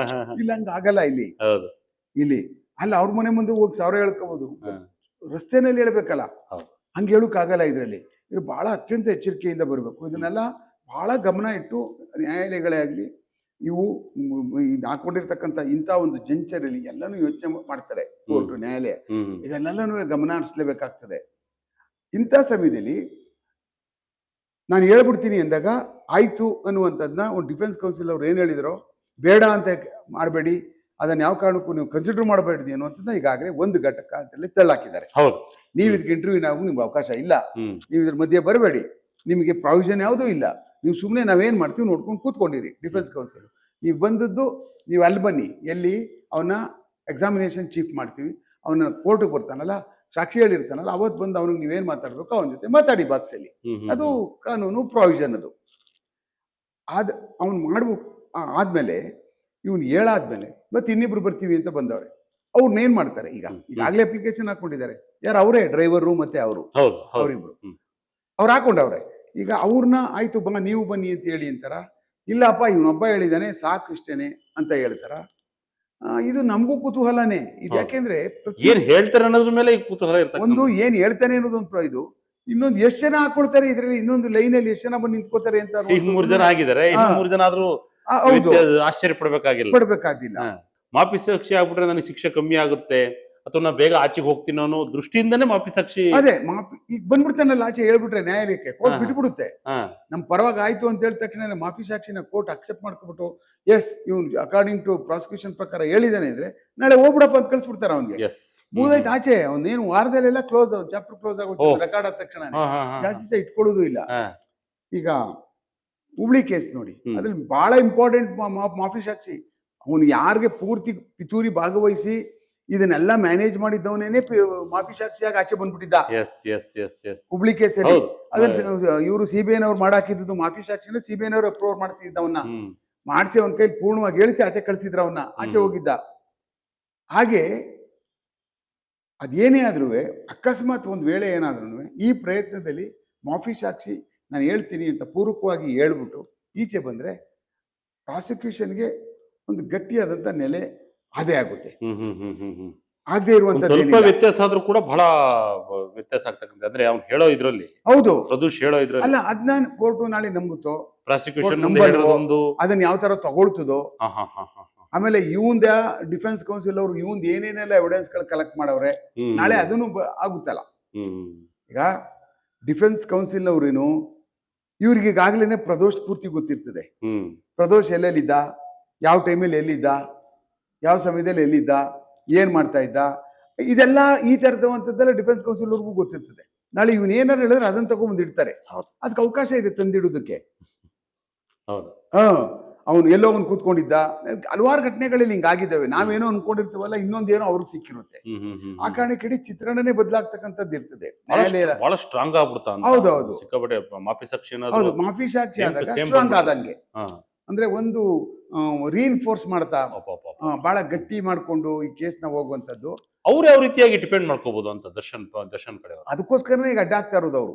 ಈ ಪ್ರಪ್ರಥಮವಾಗಿ ಅಜ್ಮತ್ ಪಾಷಾ ಅವ್ರು ಯಾಕೆ ಹಾಕಿದ್ರು, ಮಾಡಬಾರ್ದು ಈ ಸಮಯದಲ್ಲಿ ನೀವು ಮಾಡ್ಕೋಬೇಡಿ, ಅವಕಾಶ ಕೊಡಬೇಡಿ, ಕೇಸ್ ಟ್ರಯಲ್ ನಡೀಲಿ, ಅದು ಸುಪ್ರೀಂ ಕೋರ್ಟ್ ಈಗ ಆದೇಶ ಇದೆ, ಬೇಗ ಮುಗಿಸಿ ಅದನ್ನ ಮುಗಿಸಿ ಅಂತ, ಈ ಸಮಯದಲ್ಲಿ ಹಾಕ್ಬೇಕು ಬೇಡ ಅನ್ಬಿಟ್ಟು ಅಂತ. ಅದಕ್ಕೆ ನನ್ನ ಪ್ರಾವಿಷನ್ ಇಲ್ಲ, ಹೇಳ್ಬೋದೇ ಹೊರತು ಆಚೆ ನಿಂತ್ಕೊಂಡು ಕಾಂಪೌಂಡ್ ಇಂದ ಹೊರಗಡೆ ನಾನು ಕಾಂಪೌಂಡ್ ಒಳಗಡೆ ಬಂದು ಯುವರ್ ಆನರ್ ಈ ಪ್ರಾವಿಷನ್ ನಲ್ಲಿ ಮಾಡೋಕ್ ಆಗಲ್ಲ, ನೀವು ತಗೋಬಾರ್ದು ಅಂತ ಹೇಳೋದಕ್ಕೆ ನಂಗೆ ಅವಕಾಶ ಇಲ್ಲ. ನನ್ನ ಕೂ ಕೇಳ್ಬೋದು ಅಷ್ಟೇ ರೀ, ನನ್ನ ಒಂದು ಹವಲ್ನ ಹಾಕ್ಬೋದು ಅವ್ರಿಗೆ. ನನ್ ನೋಡಿ ನಮ್ ಕಡೆ ನೋಡಿ ಸ್ವಲ್ಪ ದಯಮಾಡಿ ಅಂತ ನ್ಯಾಯಾಲಯ ಕೇಳ್ಬೋದೇ ಹೊರತು ಈ ಪ್ರಾವಿಷನ್ ನಲ್ಲಿ ನಮ್ಮನ್ನು ನೋಡಿ ಅಂತ ಅನ್ನೋಕೆ ಅವಕಾಶ ಇಲ್ಲ. ಅದನ್ನೇ ಅವ್ರು ಕಳ್ಕೊಬಿಟ್ಟಿದ್ದಾರೆ. ಆ ಕಾರಣಕ್ಕೋಸ್ಕರನೇ ನನ್ನ ಲೆಕ್ಕದಲ್ಲಿ ಇದೇನಿದು ಫೈನಲ್ ಸ್ಟೇಜ್ ಅಂತ ನನಗೇನು ಅನಿಸ್ತಾ ಇಲ್ಲ. ಇದು ಬಹಳ ಪ್ರಮುಖವಾದಂತಹ ಹಂತ ಏನಲ್ಲ ಅಲ್ಲ, ಇದೇನೇ ಅಲ್ಲ, ಇದೇ ಫೈನಲ್ ಸ್ಟೇಜ್ ಅಲ್ಲ. ಇನ್ನೂ ಏನೋ ಈ ಕೇಸಲ್ಲಿ ಇನ್ನೂ ಘಟಗಳಿದಾವೆ ಅಂತ ಅನಿಸ್ತದೆ ನನ್ಗೆ ನೋಡಿದ್ರೆ. ಯಾಕೆಂದ್ರೆ ಇದು ಆ ಸಾಕ್ಷಿಗಳನ್ನ ನಾವು ನೀವು ಮಾತಾಡಿದಾಗ ಆ ಸಾಕ್ಷಿಗಳನ್ನ ಎದುರಿಸಿ ಅವ್ನ ಅರೆಸ್ಟ್ ಮಾಡಿ ಏನೇನೋ ಮಾಡಿ ಅವ್ರನ್ನೆಲ್ಲಾನು ಇದೆಲ್ಲ ಮಾಡಿದಾಗ್ಲೇನೆ ಇದು ಯಾಕಯ್ಯ ಬೇಕಾಗಿತ್ತು, ಇದು ಏನೇ ಅವ್ರ ಹಣೆ ಬರ ಇದು, ಹೌದಲ್ವಾ? ಹೌದು, ಖಂಡಿತ. ಈಗ ನೋಡಿದ್ರೆ ಇಂಥ ಬೋನಲ್ಲಿ ಇದ್ದಂತ ಎಲ್ಲಾ ಒಟ್ಟಿಗೆ ಇದ್ದಂತ ಒಟ್ಟಿಗೆ ಬೇಟೆ ಆಡ್ತಾ ಇರ್ತಕ್ಕಂಥವು ಒಂದೊಂದ್ ಕಡೆ ಎಲ್ಲ ಕಿತ್ಕೊಂಡು ಹೊಟ್ಟೋಗ್ಬಿಟ್ಟು ಇವರೇ ಬೇಟೆ ಮಾಡ್ಕೊಳ್ಳುವಂತ ಪರಿಸ್ಥಿತಿಗೆ ಬಂದ್ಬಿಟ್ರೆ ಹಂಗೆ ಆಗಿರೋದು ಈಗ. ಇವ್ನು ಅವ್ನು ಬೇಟೆ ಮಾಡೋದು, ಇವನು ಬೇಟೆ ಮಾಡೋದು, ಇದ್ರ ಮಧ್ಯೆ ಪ್ರಾಸಿಕ್ಯೂಷನ್ ಇವ್ರನ್ನೆಲ್ಲರೂ ಬೇಟೆ ಮಾಡ್ಬಿಡ್ತಾರೆ. ಅವ್ರಲ್ಲಿ ಒಟ್ಟಿಗಿದ್ದಾರೆ ಈಗ. ಹಂಗೆ ನೋಡಿ, ಯಾವತ್ತಿದ್ರು ಸತ್ಯ ಆಚೆ ಬರ್ಲೇಬೇಕು, ಬಂದೇ ಬರುತ್ತೆ. ಅದಕ್ಕೋಸ್ಕರ ಎಲ್ಲ ಕಾಯ್ತಿರೋದು ಆಚೆ ಬರ್ಲಿ. ಹೌದು, ಅಂದ್ರೆ ಯಾರು ಸಾಕ್ಷಿಗಳು ಇದುವರೆಗೂ ಪ್ರಾಸಿಕ್ಯೂಷನ್ ಅಲ್ಲಿ ಸಹಕಾರ ಮಾಡಿದಾರೋ ಅವರು ಯಾವ ಮಟ್ಟಿಗೆ ಸಾಕ್ಷಿಗಳನ್ನ ಕೋರ್ಟ್ಗಳಲ್ಲಿ ಮಂಡಿಸ್ತಾರೆ, ಯಾವ ತರ ಹೇಳ್ತಾರೆ, ಇದ್ದದ್ದಂಗೆ ಹೇಳ್ತಾರ, ಇಲ್ಲ ಪೊಲೀಸರುಗಳು ಅವರು ಮಾಡಿದಾಗ ನಮ್ಗೆ ಸಹಕಾರ ಮಾಡಲೇಬೇಕು, ನೀವು ಈ ತರ ನೀವು ಈ ತರನೇ ಹೇಳ್ಬೇಕು ಅನ್ನುವ ಒತ್ತಡಗಳಲ್ಲಿ ಅವರು ಸಿಗಾಕೊಂಡಿದ್ದವರು ಅಡ್ಗೋಡೆ ಮೇಲೆ ದೀಪ ಇಟ್ಬಿಡ್ತಾರೆ, ಹೇಳಲ್ಲ ಅವರು. ಅಲ್ಲಿ ಹೋದಾಗ ಒಬ್ಬ ಮನುಷ್ಯ ಹತ್ರ ಬಾಕ್ಸಲ್ಲಿ ನಿಂತ್ಕೊಂಡಾಗ ಅವ್ನು ಕಾಣಿಸ್ತಾ ಇರ್ತಾನೆ ನಮ್ಗೆ. ಅಲ್ಲಿ ನಿಂತ್ಕೊಂಡಾಗ ಸತ್ಯನೇ ಹೇಳ್ಬೇಕಾಯ್ತದ ನಮ್ಗೆ. ಏನ್ ನೋಡಿರ್ತೀವೋ ಏನ್ ಮಾಡಿರ್ತೀವೋ ಅದನ್ನೇ ಹೇಳ್ಬೇಕಾಯ್ತದೆ. ಬೇರೆ ಹೇಳಿದ್ರೆ ಅವನಿಗೂ ಆತ್ಮಸಾಕ್ಷಿ ಒಪ್ಪಲ್ಲ. ಹೌದು, ಮೇನ್ ಅಲ್ಲ, ಮಾಡ್ಬೇಕಾದದ್ದೇ ಅದು. ನಂದು ಏನಿತ್ತು, ನನ್ನ ಪಾತ್ರ ಏನು, ಪೊಲೀಸರು ಏನೋ ಬರ್ಕೊಂಡವ್ರು, ಆಯ್ತಾಯ್ತು, ನಂದು ಇಷ್ಟಿತ್ತಷ್ಟೇ. ನಾನು ಬಂದೆ, ಕರ್ಕ ಬಂದೆ, ಬಿಟ್ಟೆ. ಏನೋ ಮಾತಾಡ್ತಾ ಇದ್ರು, ಆಚೆ ಹೊಟ್ಟೆ ಸಿಗ್ತಾ ತಿಂಡಿ ತಿನ್ಕೊಬರ್ ವರ್ಷಕ್ಕೆ ಹೋದ್ರು, ನೋಡಿದ್ರೆ ಹಿಂಗೆಲ್ಲ ಇವರೆಲ್ಲ ಒಬ್ರಿಗೊಬ್ರು ಗುಸು ಅಂತ ನಿಂತಿದ್ರು. ಡ್ರೈವರ್ಗೆ ಅಷ್ಟೇ ಗೊತ್ತು, ಇವ್ರು ಹೋಗ ಅಲ್ಲಿ ತಿಂಡಿ ತಿನ್ಕೊಬರ್ ವರ್ಷದ ಗುಸು ಅಂತ ನಿಂತಿದ್ರು ಅಂತ ಎಲ್ಲವರೆಲ್ಲ ಎಲ್ಲ ಮುಖ ಎಲ್ಲ ಇದ್ ಮಾಡ್ಕೊಬಿಟ್ಟು. ಆಮೇಲೆ ಇವ್ರು ಗಾಬರಿ ಆಗ್ಬಿಟ್ಟು ಒಬ್ಬ ವಾಂತಿ ಮಾಡ್ಕೊಬಿಟ್ಟು ಅವ್ನು ಮರದ ಕೆಳಗಡೆ. ಅಂದ್ರೆ ಇದಕ್ಕೆ ದೃಶ್ಯಗಳನ್ನ ನೋಡಿ, ದೃಶ್ಯ ಕೇಳಿ ಏನಾಗ್ಬಿಡ್ಬೋದು ನಾಳೆ ದಿವಸ. ಈಗ ಅವನಿಗೇನಾದ್ರು ಜೀವೋದಿ ಶಿಕ್ಷೆ ಆಗ್ಬಿಟ್ರೆ ಹೆಂಗ್ ಹೇಳಿ ನೋಡಿ ಪಾತ್ರನೇ ಇಲ್ಲದೆ ಇರ್ತಕ್ಕಂಥ ಶಿಕ್ಷೆ ಆಗ್ಬಿಟ್ರೆ ಅಂತ ಅವನಿಗೆ ಈ ಪ್ರಕರಣದಲ್ಲಿ ಜೀವೋದಿ ಶಿಕ್ಷೆ ಅಂತವ್ರಿಗೆ ದೇವ್ ಪ್ರೊಟೆಕ್ಟ್ ಮಾಡ್ಬೇಕು ಅವ್ರನ್ನೆಲ್ಲರೂ. ಅವ್ರಿಗೇನಿದೆಯೋ ಆಯ್ತು, ಏನು ಆಯ್ತು, ನೀನು ಬೇಲ್ ಕ್ಯಾನ್ಸಲೇಷನ್ ಆಗಿದೆ, ಎಷ್ಟು ದಿವಸ ನೀನು ಜೈಲಲ್ಲಿ ಇದ್ದೀನಿ. ಬಟ್ ಏನೋ ಗೊತ್ತಿಲ್ಲದೆ ಇರ್ತಕ್ಕಂಥವ್ರಿಗೆ ಇದ್ರ ಆಗಬಾರ್ದು, ಯಾರಿಗೂ ಆಗಬಾರ್ದು. ಹೌದೌದು. ಎಲ್ಲೊಂದ್ ಕಡೆ ಸುಪ್ರೀಂ ಕೋರ್ಟ್ 1 ವರ್ಷ ಕಾಲಾವಕಾಶ ಕೊಟ್ಟಿತ್ತು ಎಲ್ಲ ಸಾಕ್ಷಿಗಳನ್ನ ಟ್ರಯಲ್ ಮಾಡ್ಲಿಕ್ಕೆ ಇಮಿಡಿಯೇಟ್ ಆಗಿ. ಅದು ಎಲ್ಲಾರು ಟ್ರಯಲ್ ಮಾಡಲಿಲ್ಲ ಅಂದ್ರೆ ಇವ್ರಿಗೆ ಬರೋ ಅವಶ್ಯ ಶೇಕಡವಾರು ಬಹಳ ಜಾಸ್ತಿ ಇತ್ತು. ಅದಕ್ಕೆ ಈ ಮತ್ತೆ ಸಾಕ್ಷಿಗಳು ಬೆದರಿಕೆ ಒಡ್ಡಿದ್ದು ಅದೆಲ್ಲ ಸೇರಿಸಿ ಮತ್ತೆ ಅದು ಪ್ಲಸ್ ಆಗಿದೆ ಅನ್ನೋ ಗೊತ್ತಿಲ್ಲ. ಆದ್ರೆ ಇಲ್ಲಿ ಪ್ರಮುಖವಾಗಿ ಪ್ರದೂಷ್ ಹೇಳಿಕೆ ಅಂತ ಉತ್ಕೊಂಡ್ರೆ ಸಾಕ್ಷಿಗಳಿಗೆ ಏನಾರು ಅಂದ್ರೆ ದರ್ಶನ್ ಮತ್ತೆ ಏನಾರು ಹೊರಬರ್ಲಿಕ್ಕೆ ಯಾವ ರೀತಿಯಾಗಿ ಅವಕಾಶಗಳಿದೆ ಅಂತ ಹೇಳಿ ಈ ಒಂದು ಮಾಫಿ ಆದ್ಮೇಲೆ. ಶಂಕರ್ ನೋಡಿ, ಇವರ ಕೋಟೆಯ ಗೋಡೆ ಕುಸಿತ ಯಾವಾಗ ಪ್ರಾರಂಭ ಆಯ್ತು? ಡಿಫೆನ್ಸ್ ಕೌನ್ಸಿಲ್ ಅವ್ರದ್ದು ಇವ್ರದ್ದು ಯಾವಾಗ ಬೇರೆ ಸಿಕ್ಕಿ ಈಚೆ ಬಂದು ಯಾವ ಉದ್ದೇಶಕ್ಕೆ ಬಂದಿದ್ರೋ ಆ ಉದ್ದೇಶನ ಇಲ್ಲಿ ಸೊಸೈಟಿನಲ್ಲಿ ತೋರಿಸದೆ ಬೇರೆ ಉದ್ದೇಶವನ್ನ ಇಟ್ಕೊಂಡು ಪ್ರಮುಖವಾಗಿ ಅನ್ನುವಂಥದ್ದು ಸಾರ್ವಜನಿಕವಾಗಿ ಎಲ್ರಿಗೂ ಗೊತ್ತಾಗ್ಬಿಡ್ತು. ಈ ತರ ಈಗ ಹೇಳ್ಬಿಟ್ಟು ಈ ತರ ಸುಳ್ಳಲ್ಲಿ ನ್ಯಾಯಾಲಯಕ್ಕೆ ಆರಾಮಾಗಿ ಬರುವುದು ಕಣಯ್ಯ, ನೋಡು ಹೆಂಗಿದೆ ಸೊಸೈಟಿನಲ್ಲಿ, ಬೆನ್ನು ಆಪರೇಷನ್ ಆಗ್ಬೇಕು, ಬೆನ್ನು ನೋವು ಇರಬೇಕು ಅನ್ನುವಂಥದ್ದು ಇದೆಯಲ್ಲ, ಶೂಟಿಂಗ್ ಭಾಗಿ ಅದು ಜಾಸ್ತಿ, ಅದು ನ್ಯಾಯಾಲಯದ ಮೇಲೆ ಬಹಳ ವ್ಯತಿರಿಕ್ತವಾದಂತ ಪರಿಣಾಮ. ವಿದೇಶಕ್ಕೆ ಹೋದ್ರು. ಹೌದು, ಅದು ಇಂಥದ್ನೆಲ್ಲನು ನ್ಯಾಯಾಲಯ ಗಮನ ಹರಿಸ್ತವೆ. ನಾಟ್ ಓನ್ಲಿ 4 ಗೋಡೆ ಒಳಗಡೆ ಕೂತ್ಕೊಂಡಿರ್ತಕ್ಕಂಥದ್ದಲ್ಲ, ಆಚೆ ಏನ್ ನಡೀತಾ ಇದೆ, ಸತ್ಯವಾಗಿರೋದು ನಡೀತಾ ಇದೆಯಾ, ಸುಳ್ಳು ನಡೀತಾ ಇದೆಯಾ ಅನ್ನುವಂಥದ್ದು ಗಮನ ಹರಿಸ್ತಕ್ಕಂಥ, ಅವ್ರು ನೋಡ್ತಾ ಇಲ್ಲ ಅಂದ್ರೂ ಅದನ್ನ ಅವರ ಗಮನಕ್ಕೆ ತರ್ತಕ್ಕಂಥದ್ದು ಇವ್ರ ಪ್ರಾಸಿಕ್ಯೂಷನ್ ಅವ್ರ ಕೆಲಸ ಆಗ್ಬಿಟ್ಟಿರ್ತದೆ ಸತ್ಯವನ್ನ. ಯಾಕೆಂದ್ರೆ ಅವ್ರನ್ನೆಲ್ಲ ಟಿವಿ ನೋಡ್ಕೊಂಡು ಕೂತ್ಕೊಳ್ಳಿ, ಅವ್ರಿಗೆ ಅವ್ರದ್ದೇ ಆದಂತ ಸಿಕ್ಕಾಪಟ್ಟೆ ಕೆಲಸ ಇರ್ತವೆ ಜಡ್ಜಸ್ಗಳಿಗೆ. ಅವ್ರಿಗೆ ಬೆಳಗ್ಗೆ ಸಾಯಂಕಾಲ ನಾವು ನೋಡ್ದಂಗೆ ಕೂತ್ಕೊಂಡು ಟಿವಿ ನೋಡಿ ಜಗತ್ತಲ್ಲಿ ಹಿಂಗ್ ನಡೀತಾ ಇದೆ ಅನ್ನುವಂತ ಆಗಲ್ಲ. ಅದನ್ನ ಯಾರು ತರ್ತಾರೆ, ಇದನ್ನೆಲ್ಲ ಗಮನಕ್ಕೆ ನೋಡಿ ಹೀಗಿದೆ ಅಂತ. ನೀವು ಕೊಡ್ಸಿದ್ದೇ ಬೇರೆ, ಕೊಟ್ಟಿದ್ದೇ ಬೇರೆ, ನಡೀತಾ ಇರೋದೇ ಬೇರೆ. ಏನಾಗುತ್ತೆ ಸೊಸೈಟಿ ಮೇಲೆ ಏನ್ ಪರಿಣಾಮ ಬೀರುತ್ತಿದ್ದು, ಹೌದಲ್ವಾ? ಅದು ಆಚೆ ಹೋಗಿ ಸುಪ್ರೀಂ ಕೋರ್ಟ್ಗೆ ಹೋಗಿ ಇವನ್ನೆಲ್ಲ ದಬ್ಬು ಒಳಗಡೆ ಹಾಕಿದ ತಕ್ಷಣನೇ ಒಳಗಡೆ ಹೋಗ್ತಾ ಇದ್ದಂಗೆ ಮತ್ತೆ ಅಗೈನು ರೀ ಅರೆಸ್ಟ್ ಆಗಿ ಒಳಗೆ ಹೋಗ್ಬಿಟ್ಟ ತಕ್ಷಣನೇ ಅಲ್ಲೇ ಅವ್ರಿಗೆ ಒಂದು ಲೆವೆಲಲ್ಲಿ ಕುಸ್ತೋಗ್ಬಿಟ್ಟವ್ರು. ಅವರು ಕುಸ್ತು ಒಬ್ಬರಿಗೊಬ್ಬರಿಗೆ ವೈಮನಸ್ಸುಗಳು ಪ್ರಾರಂಭ ಆಗ್ಬಿಟ್ಟಿದೆ. ಆಚೆ ಹೋಗಿ ನೋಡಿದ್ರು, ಅಬ್ಬಾ ಬಂದ್ಬಿಟ್ವಲ್ಲಪ್ಪ ಶಿವನೇ, ಅವ್ರ ಕನಸು ಕಂಡಿಲ್ಲ ಮತ್ತೆ ನಾವು ಒಳಗೋಗ್ತೀವಿ, ಬೇಲ್ ಕ್ಯಾನ್ಸಲೇಷನ್ ಕನಸು ಬಂದಿರಲ್ಲ ಅವ್ರಿಗೆ. ಮತ್ತೆ ಅದಾದಾಗ ಎಂಥವನಿಗೆ ಆಗಲಿ ಭಯಂಕರವಾದಂಥ ಒಂದು ಅವನಿಗೆ ಪೇಯ್ನ್ ಶುರುವಾಗುತ್ತೆ. ಅದಾದಾಗ ಅದಾದ್ಮೇಲೆ ಒಳಗೆ ಹೋಗ್ಬಿಟ್ಟಾದ್ಮೇಲೆ ಈ ಥರ ಎವಿಡೆನ್ಸಸ್ಗಳು ಪೂರಕವಾಗಿ ಕೋರ್ಟ್ಗಳಲ್ಲಿ ನಡೀತಾ ಇದ್ದಾವೆ, ನಮ್ಮ ವಿರುದ್ಧವಾಗಿ ಬರ್ತಾ ಇದ್ದಾವೆ ಅಂತ ಅವನು ಫೋನ್ ಮಾಡಿ ಹೇಳೋದು, ಇವನು ಬರ್ದು ಹೇಳೋದು, ಅವ್ನು ಎಂಟ್ರಿ ಹಾಕಿ ಹೇಳೋದು, ಈ ಅಡ್ವೊಕೇಟ್ ಹೇಳೋದು, ಇದು ಮಾಡಬೇಕು, ಅದು ಮಾಡಲಿಲ್ಲ ಅಂದರೆ ನಮ್ಗೆ ವಿರೋಧ ಆಯ್ತದೆ, ನೀವೇನಾದ್ರು ಮಾಡಿಸ್ಬೇಕು, ಇಲ್ಲ ಇನ್ನೇನಾರು ಅವ್ರಿಗೆ ವಿಟ್ನೆಸಸ್ಗಳು ಮಾತಾಡಬೇಕು. ಇದೆಲ್ಲ ಒಂದು ಚಟುವಟಿಕೆಗಳು ನಡೀತಾ ಇರ್ತವೆ ಟ್ರಯಲ್ ಟೈಮಲ್ಲಿ. ನಡೀತಿಲ್ಲ ಅನ್ನೋ ಕೆಲವೆಲ್ಲ ಗೋಡೆ ಹಿಂದೆ ನಡೀತಾ ಇರ್ತಾವೆ ಎಲ್ಲನೂ. ಅದನ್ನ ಮೀರಿ ಪ್ರಾಸಿಕ್ಯೂಷನ್ ಅವರು ಕೆಲಸ ಮಾಡಬೇಕಾಗ್ತದೆ. ಅಂಥದ್ದೆಲ್ಲ ಆಗ್ತಾ ಇದ್ದಾಗ ಆ ಒಡಕು ಅವತ್ತಾದದ್ದು ಇವ್ರು ನಡೆದಂಥ ಏನು ನಡೆಸಿದ್ರಲ್ಲ ಇವರೆಲ್ಲ ಆಚೆ ಬಂದಾದ್ಮೇಲೆ ಇವು ಅವೆಲ್ಲ ಡ್ಯಾಮೇಜ್ ಮಾಡ್ಬಿಟ್ಟು ನಮ್ಮನ್ನ. ಇದು ಈ ಮನುಷ್ಯ ಹಂಗೆ ನಡ್ಕೊಂಡಿಲ್ಲ ಅಂದ್ರೆ ನಾವೆಲ್ಲ ಆಚೆ ಇರ್ತಾ ಇದ್ವಿ, ಹೇಗೋ ನಾವು ಡಿಫೆನ್ಸ್ ಮಾಡ್ಕೊಬಿಡ್ತಾ ಇದ್ದೋ ಕೇಸ್ನ ಅನ್ನುವಂಥ ಒಡಕಿದೆಯಲ್ಲ, ಆ ಆಲೋಚನೆಗಳಿದಾವಲ್ಲ, ಅದೇ ಈ ಒಂದು ಮಾಫಿ ಸಾಕ್ಷಿ ಆಚೆ ಬಂದ್ಬಿಟ್ಟು ಯಾರು ಏನಾರ ಹಾಕೊಂಡು ಹೋದಾಗಲಪ್ಪ ನಾನು ಹೇಳ್ಬಿಟ್ಟು ಹೊಟ್ಟೋಗ್ತೀನಿ ಅನ್ನುವಂಥ ತೀರ್ಮಾನ ಬಂದಿರೋದು ನನ್ನ ಲೆಕ್ಕದಲ್ಲಿ ಈ ಘಟನಾವಳಿ ಬಂದ ಸ್ವಲ್ಪ ತಿತ್ಕೊಂಡಿದ್ರೆ. ಹೌದು, ಒಂದ್ ಸ್ವಲ್ಪ ಓಡಾಟ ನೀವು ಹೇಳಿದ್ ಕರೆಕ್ಟ್. ನಾವು ನಮ್ಮನ್ನು ಆಚೆ ಬಂದಾದ್ಮೇಲೆ ಜನ ನೋಡ್ತಾರೆ, ಅದಾದ್ಮೇಲೆ ಮೀಡಿಯಾ ಅಂತ ಒಂದು ಬೆನ್ನಿಂದ ಇದ್ದು, ಹೌದಲ್ವಾ? ಹೌದು, ಆಮೇಲೆ ದೃಶ್ಯನೂ ಹೌದು, ಅದಾದ್ಮೇಲೆ ಅಲ್ಲೆಲ್ಲೋ ನಿಂತ್ಕೊಂಡು ಅಲ್ಲೆಲ್ಲೋ ಬೇರೆ ಇದ್ರಲ್ಲಿ ಪಬ್ಬೋ ಅಥವಾ ಏನೋ ಗೊತ್ತಿಲ್ಲ, ಹೌದು, ಡ್ಯಾನ್ಸ್ ಇದ್ರಲ್ಲಿ ಇಟ್ಕೊಂಡು ಎಂಜಾಯ್ ಮಾಡ್ತಿರ್ತಾರೆ. ಇದನ್ನೆಲ್ಲ ನೋಡಿದ್ರೆ ಇವನಿಗೆ ಜಾಮೀನ್ ಕೊಟ್ಟಿದ್ದೆ, ಇವ್ನು ಯಾವ ರೀತಿ ಇರ್ಬೇಕು ಅನ್ನೋದನ್ನೇ ಅಲ್ಲ, ಓದದ್ದು ಮೆಡಿಕಲಿ. ಹೌದು. ನಾನು ಹೋಗ್ಲೇಬೇಕು, ಹೊರಗಡೆ ಹೋಗ್ಲಿಲ್ಲ ಅಂದ್ರೆ ನಂದು ಸರ್ವಿಕಲ್ ಇದು ಕಂಪ್ಲೀಟ್ ಡ್ಯಾಮೇಜ್ ಆಗ್ಬಿಡ್ತದೆ, ಪಾರ್ಶ್ವವಾಯು ಆಗ್ಬಿಡ್ತದೆ, ಕಷ್ಟ ಆಗ್ತದೆ, ನಾನು BGS ಹಾಸ್ಪಿಟಲ್ ನಡ್ಕೊಂಡು ಹೋಗ್ಲಿ ನೋಡಿದ್ವಲ್ಲ. ನಿಲ್ಲಕ್ಕೂ ಆಗಲ್ಲ ಅನ್ನುವಂತ ಒಂದು ಮನೋಸ್ಥಿತಿಯಲ್ಲಿ ತಂದು ನ್ಯಾಯಾಲಯದ ಗಮನಕ್ಕೆ ಆಯ್ತು ಬಿಡು, ಏನೋ ಅಂತದಿದ್ರೆ ಮಾಡಿಸ್ಕೊಂಡು ಹುಷಾರ್ ಮಾಡ್ಕೊಬಿಡ್ಲಿ ಅನ್ನುವಂಥದ್ದು ಒಂದು ಕನ್ಸಿಡರ್ ಮಾಡಿ ಆಚೆ ಕಳಿಸಾದ್ಮೇಲೆ ಆ ನ್ಯಾಯಾಲಯಕ್ಕೆ ಶೆಡ್ಡು ನಾನು ಹೊಡೆದ್ಬಿಟ್ರಲ್ಲ ಅಂದಾಗ ಏನಾಗೋದು ಹೇಳಿ ನ್ಯಾಯಾಲಯಗಳ ಪರಿಸ್ಥಿತಿ. ಅದಕ್ಕೆ ಈ ಪರಿಸ್ಥಿತಿ, ಆ ಪರಿಸ್ಥಿತಿಯಿಂದನೇ ಈ ಪರಿಸ್ಥಿತಿ. ಅದಕ್ಕೆ ಕಾಲಕ್ಕೆ ಏನ್ ಬರ್ತದೋ, ಯಾವ ತರ ಬರ್ತದೋ ಗ್ರಾಚಾರಗಳು ಗೊತ್ತಲ್ಲ ನಿಮ್ಗೆ, ಅದು ಬಂದಾಗ ನಾವು ಬಹಳ ಸೌಮ್ಯತೆಯಿಂದ ಬಹಳ ಸರಳವಾಗಿ ಅದನ್ನ, ಯಾವುದೇ ಮನುಷ್ಯರ ಕಷ್ಟ ಬಂದೇ ಬರ್ತವೆ ಎಲ್ಲರಿಗೂ. ಜಗತ್ತಲ್ಲಿ ಕಷ್ಟ ಬರ್ದೇ ಇರ್ತಕ್ಕಂಥ ಮನುಷ್ಯ ಇಲ್ವೇ ಇಲ್ಲ. ನನಗೆ ಕಷ್ಟ ಬಂದಿಲ್ಲ ಅಂದ್ರೆ ಅವ್ನು ದೇವ್ರ ಅಷ್ಟೇನೆ. ಬರೀ ಪೂಜೆ ಅಲ್ಲ ಗುಡಿಲಿ ಕೂತ್ಕೊಂಡ್ಬಿಟ್ಟಿರ್ತಾನೆ, ಕಷ್ಟವೇ ಬರುದಿಲ್ಲ. ನಾವು ಪೂಜೆ ಮಾಡ್ತೀವಿ, ಶಿವ ಪರಮಾತ್ಮ ಪ್ರಸಾದ ಯಾರು ಮಾಡ್ತಾರೆ, ತಿನ್ಕೊಂಡ್ಬಿಡ್ತೀವಿ. ಹಂಗೆ ಮನುಷ್ಯರಿಗೆ ಬರ್ಲೇಬೇಕು, ಬಂದೇ ಬರ್ತಾರೆ. ಸರ್ 161 ಮತ್ತೆ 164 ದಾಖಲು ಮಾಡ್ಕೊಂಡ್ರಲ್ಲ, ಇದು ಈ ಮಾಫಿ ಸಾಕ್ಷಿ ಮತ್ತೆ ಇವೆರಡಕ್ಕೂ ಅದು ಹೋಲಿಕೆ ಆಗುತ್ತಾ? ಅಂದ್ರೆ ನೋಡಿ 164 ಏನ್ ಮಾಡ್ತಾರಲ್ಲ, ಸೇಮ್ ಇದ್ರಲ್ಲಿ ಸೇಮ್ ಟು ಸೇಮ್ ಇದು ಕೋರ್ಟ್ ಒಳಗಡೆನೆ ಮಾಡ್ಕೊಳ್ತಾರೆ. ಅದನ್ನ ಇನ್ ಕ್ಯಾಮ್ರಾ ಒಳಗಡೆ ಅದನ್ನ ಮಾಡ್ಕೊಂಡು ರೆಕಾರ್ಡ್ ಮಾಡ್ಕೊಂಡು ಇಟ್ಕೊಳ್ತಾರೆ. ಇದು ಮಾಫಿ ಸಾಕ್ಷಿನ ಅವ್ನ್ ಏನ್ ಹೇಳ್ತಾನೆ ಅಂತ ಅನ್ನುವಂತ ಕೋರ್ಟ್ ಪ್ರೊಸೀಡಿಂಗ್ ಅಪ್ಲಿಕೇಶನ್ ಓಪನ್ ಆಗಿ ಹಾಕೋತಾನಲ್ಲ, ನಾನು ಮಾಡಿಸ್ತೀನಿ ಅಂದ್ಬಿಟ್ಟು ಅಂತ. ಹಾಗೆ ನ್ಯಾಯಾಲಯಕ್ಕೆ ಇವನು ಎರಡೂ ಒಂದೇ. ಬಟ್ ಇದು ಆ ಸ್ಟೇಜ್ 164 ಮಾಡ್ತಕ್ಕಂಥದ್ದು ನಾವೇ ಮಾಡ್ತೀವಿ, ಪ್ರಾಸಿಕ್ಯೂಷನ್ ಇಲ್ಲಿ ಇವನ್ ಹಾಕೊಂಡವನೇ.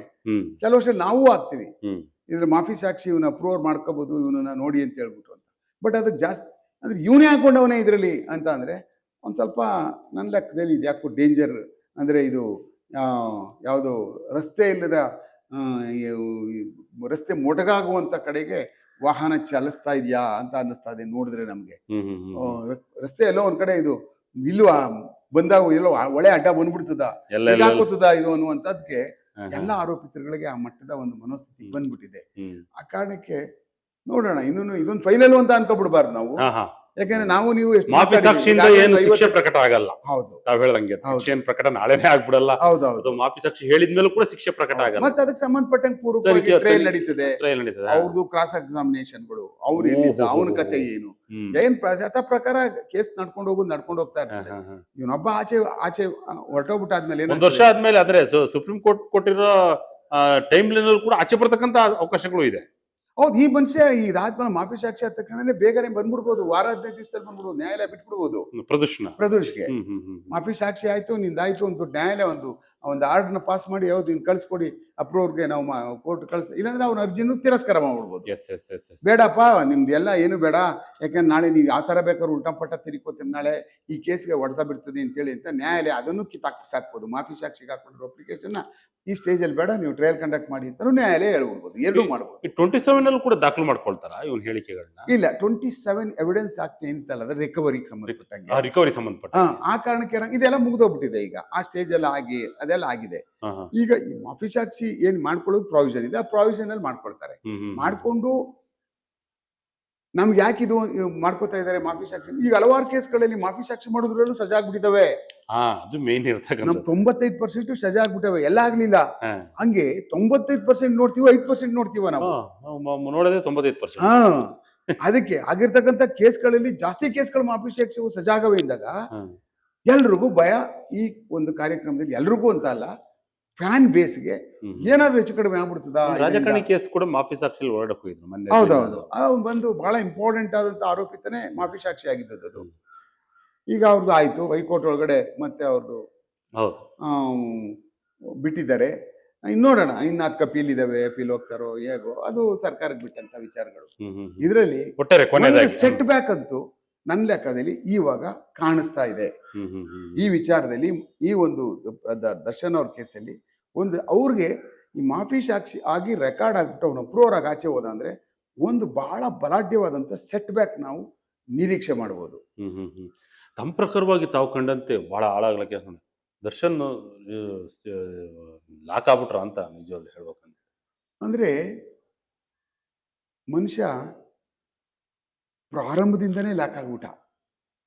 ಇದು ಎಲ್ಲಿ ಸ್ಟಾರ್ಟ್ ಆಯ್ತು ಅಷ್ಟೆಲ್ಲ ಮೆಸೇಜ್ ಬಂದಾಗಿಂದನೂ ಕೂಡ ಬಂದು ಅವನನ್ನ ಎತ್ತಾಕೊಂಡು ಬನ್ನಿ ಅಂತ ಯಾವಾಗ ಇಲ್ಲಿಂದ ಅಲ್ಲಿ ಭುಜಬಲ ಪರಾಕ್ರಮಿಗಳಿಗೆ ಆದೇಶ ಹೋಗ್ತದಲ್ಲ ಚಿತ್ರದುರ್ಗದಲ್ಲಿ, ಆ ಭುಜಬಲ ಪರಾಕ್ರಮಿಗಳು ಅವ್ರು ಎಷ್ಟು ತಲೆ ಸಾಮಾನ್ಯ ಇಲ್ದೇ ಇರೋ ಭುಜಬಲ ಪರಾಕ್ರಮಿಗಳೆಲ್ಲ ಅವರು ಹೇಳ್ದ ಅಂತ ತಕ್ಷಣ ನಾವು ಹಿಡಿದು ಮೂಟೆ ಕಟ್ಕೊಂಡು ಒಂಥರ ಆ ಕಾಲದಲ್ಲಿ ಇದ್ರೊಳಗಡೆ ಯಾರು ಇದು ಮೊಹಮ್ಮದ್ದೀನ್ ತಗಲಕ್ಕೋ ಬಾಬರ್ ಅಕ್ಬರ್ ಆ ಟೈಮ್ನಲ್ಲಿ ಎತ್ತಾಗೊಂಡು ಬನ್ರಿ ಅಂತ ತಕ್ಷಣ ಹೆಂಗಿತ್ತು ಮಲಗಿದ ಕಾಲು ಕೈ ಹಿಡಿದು ಎತ್ಕೊಂಡು ಕಡ್ಕೊಂಡು ಎತ್ಕೊಂಡ್ಬಿಡ್ರಲ್ಲ ಆ ತರ ಪರಿಸ್ಥಿತಿನಲ್ಲಿ ಇವ್ರು ಯಾಕೆ ಮಾಡಿದ್ರು ದಡ್ರ ಇವ್ರು ಮುಣೆ ಮಕ್ಕಳು ಇವ್ರಿಗೇನು ಬುದ್ಗಿದ್ದಿ ಇದೆಯಾ ಹುಡುಕ್ತಾ ಇದೀವಿ ಅಣ್ಣ ಸಿಗ್ತಾ ಇಲ್ಲ ಎಲ್ಲ ಓಡೋಗ್ಬಿಟ್ಟವಣ್ಣ ಹಾಗೇ ನಮ್ಮ ಹಿಂಗ ಆಗ್ಬಿಟ್ಟದೆ ಅಲ್ಲ ಎಂತ ಪುಸಲಾಯಿಸಿ ಕರ್ಕೊಂಡು ಬಂದ ನೋಡಿ. ಅಲ್ಲ ಹೇಳ್ಬಿಡ್ಬೋದಾಗಿತ್ತಲ್ಲ ನನ್ನಂತವನಾಗಿದ್ರೆ ಹಿಂಗ ಆಗೋಗಿದೆ ಕಣೋ ಕೇಸ್ ಏನ್ ಹಿಂಗೆಲ್ಲ ಮಾಡಿದ್ರೆ ಬಿಡ್ತಾರೇನೋ ನೀನು ಕಡ್ದಾಕ್ಬಿಡ್ತಾರೆ ಏನ್ ಹಿಂಗ್ ಮಾಡಿದ್ದೆ ಅಣ್ಣ ಅಣ್ಣ ಇಲ್ಲ ಅಣ್ಣ ಬಿಟ್ಬಿಡ್ತೀನಿ ಮುಗ್ದು ಅಲ್ಲೇ ಬಿಟ್ಬಿಟ್ಟು ಅಲ್ಲೇ ಎದುರಿಸ್ಬಿಟ್ಬಿಟ್ಟಿದ್ದು ಚಾಪ್ಟರ್ ಕ್ಲೋಸ್ ಅದು. ಇವ್ರು ಅಲ್ಲಿಂದ ಕರ್ಕೊಂಡು ಬಂದು ಏನು ತಾಳ ತಂಬೂರಿ ಹೊಡ್ಕೊಂಡು ಅವನಿಗೆ ಕರ್ಕೊಂಡ್ ಬಂದಿದೀವಿ ನೋಡಿ ಹೆಂಗ್ ಹಿಡ್ಕೊಂಡ್ ಬಂದಿದೀವಿ ನನ್ನ ಮಗಂದು ಇವನನ್ನ ದಾವೂದ್ ಇಬ್ರಾಹಿಮ್ನ ಪಾಕಿಸ್ತಾನದಿಂದ ಅಂತ ಅಂದ್ಬಿಟ್ಟು ಅಂತ ತಗೊಂಡೋಗ್ಬಿಟ್ಟು ಅವನನ್ನ ನಿಲ್ಸ್ಬಿಟ್ಟು ಹಣ ಹಿಡ್ಕೊಂಡ್ ಬಂದಿದೀವಿ ನೋಡೋಣ ಅಂತ ಅಂದ್ಬಿಟ್ಟು ಅಂತ ಉಫ್ ಅಂತ ಉರ್ಬಿಟ್ರು ಅವ್ನು ಗಾಳಿ ಬಿಟ್ಟೈತಾನೆ. ಅವನು ಒಂದ್ 100 ಜನ ಸೇರ್ಕೊಬಿಟ್ಟು ಏನ್ ಸಿಕ್ಕ ಪೋಲು ಪಾಲು ಇಟ್ಗೆ ಪಟ್ಗೆ ಬೆಲ್ಟು ಪಲ್ಟಲ್ಲ ಘಟನೆ ನಡೆದ್ರೆ ಈಗ ನಗು ಬರುತ್ತೆ. ಆ ಒಂದು ಇರತಕ್ಕಂಥ ಶಾರೀರವನ್ನು ಇದು ಕೊಲೆ ಕೇಸ್ ಅಲ್ಲ, ಮಕ್ಕಳಾಟ ಕೊಲೆ ಆಗಿದೆ ಅನ್ಸಲ್ಲ. ಮಕ್ಕಳು ಯೋಚನೆ ಮಾಡ್ತಾವಲ್ಲ, ಇವ ಮದುವೆ ಮಾಡ್ಕೋಣಪ್ಪ, ಅಡ್ಗೆ ಮಾಡು ಆಟ ಆಡೋಣಪ್ಪ, ಕೊಲೆ ಮಾಡು ಆಟ ಆಡೋಣಪ್ಪ, ಸಾಯಿಸು ಆಟ ಆಡೋಣಪ್ಪ, ಹಂಗೆ ಇದೊಂದು ಸಾಯಿಸು ಆಟ ಆಡ್ಬಿಟ್ಟು. Yes sir, thank you sir. ಇಷ್ಟೊತ್ತು ಸಾಕಷ್ಟು ಮಾಹಿತಿಯನ್ನು ವಿಜಯ ಕಣ್ಕೊಂಡು ಧನ್ಯವಾದಗಳು ಸರ್. Thank you.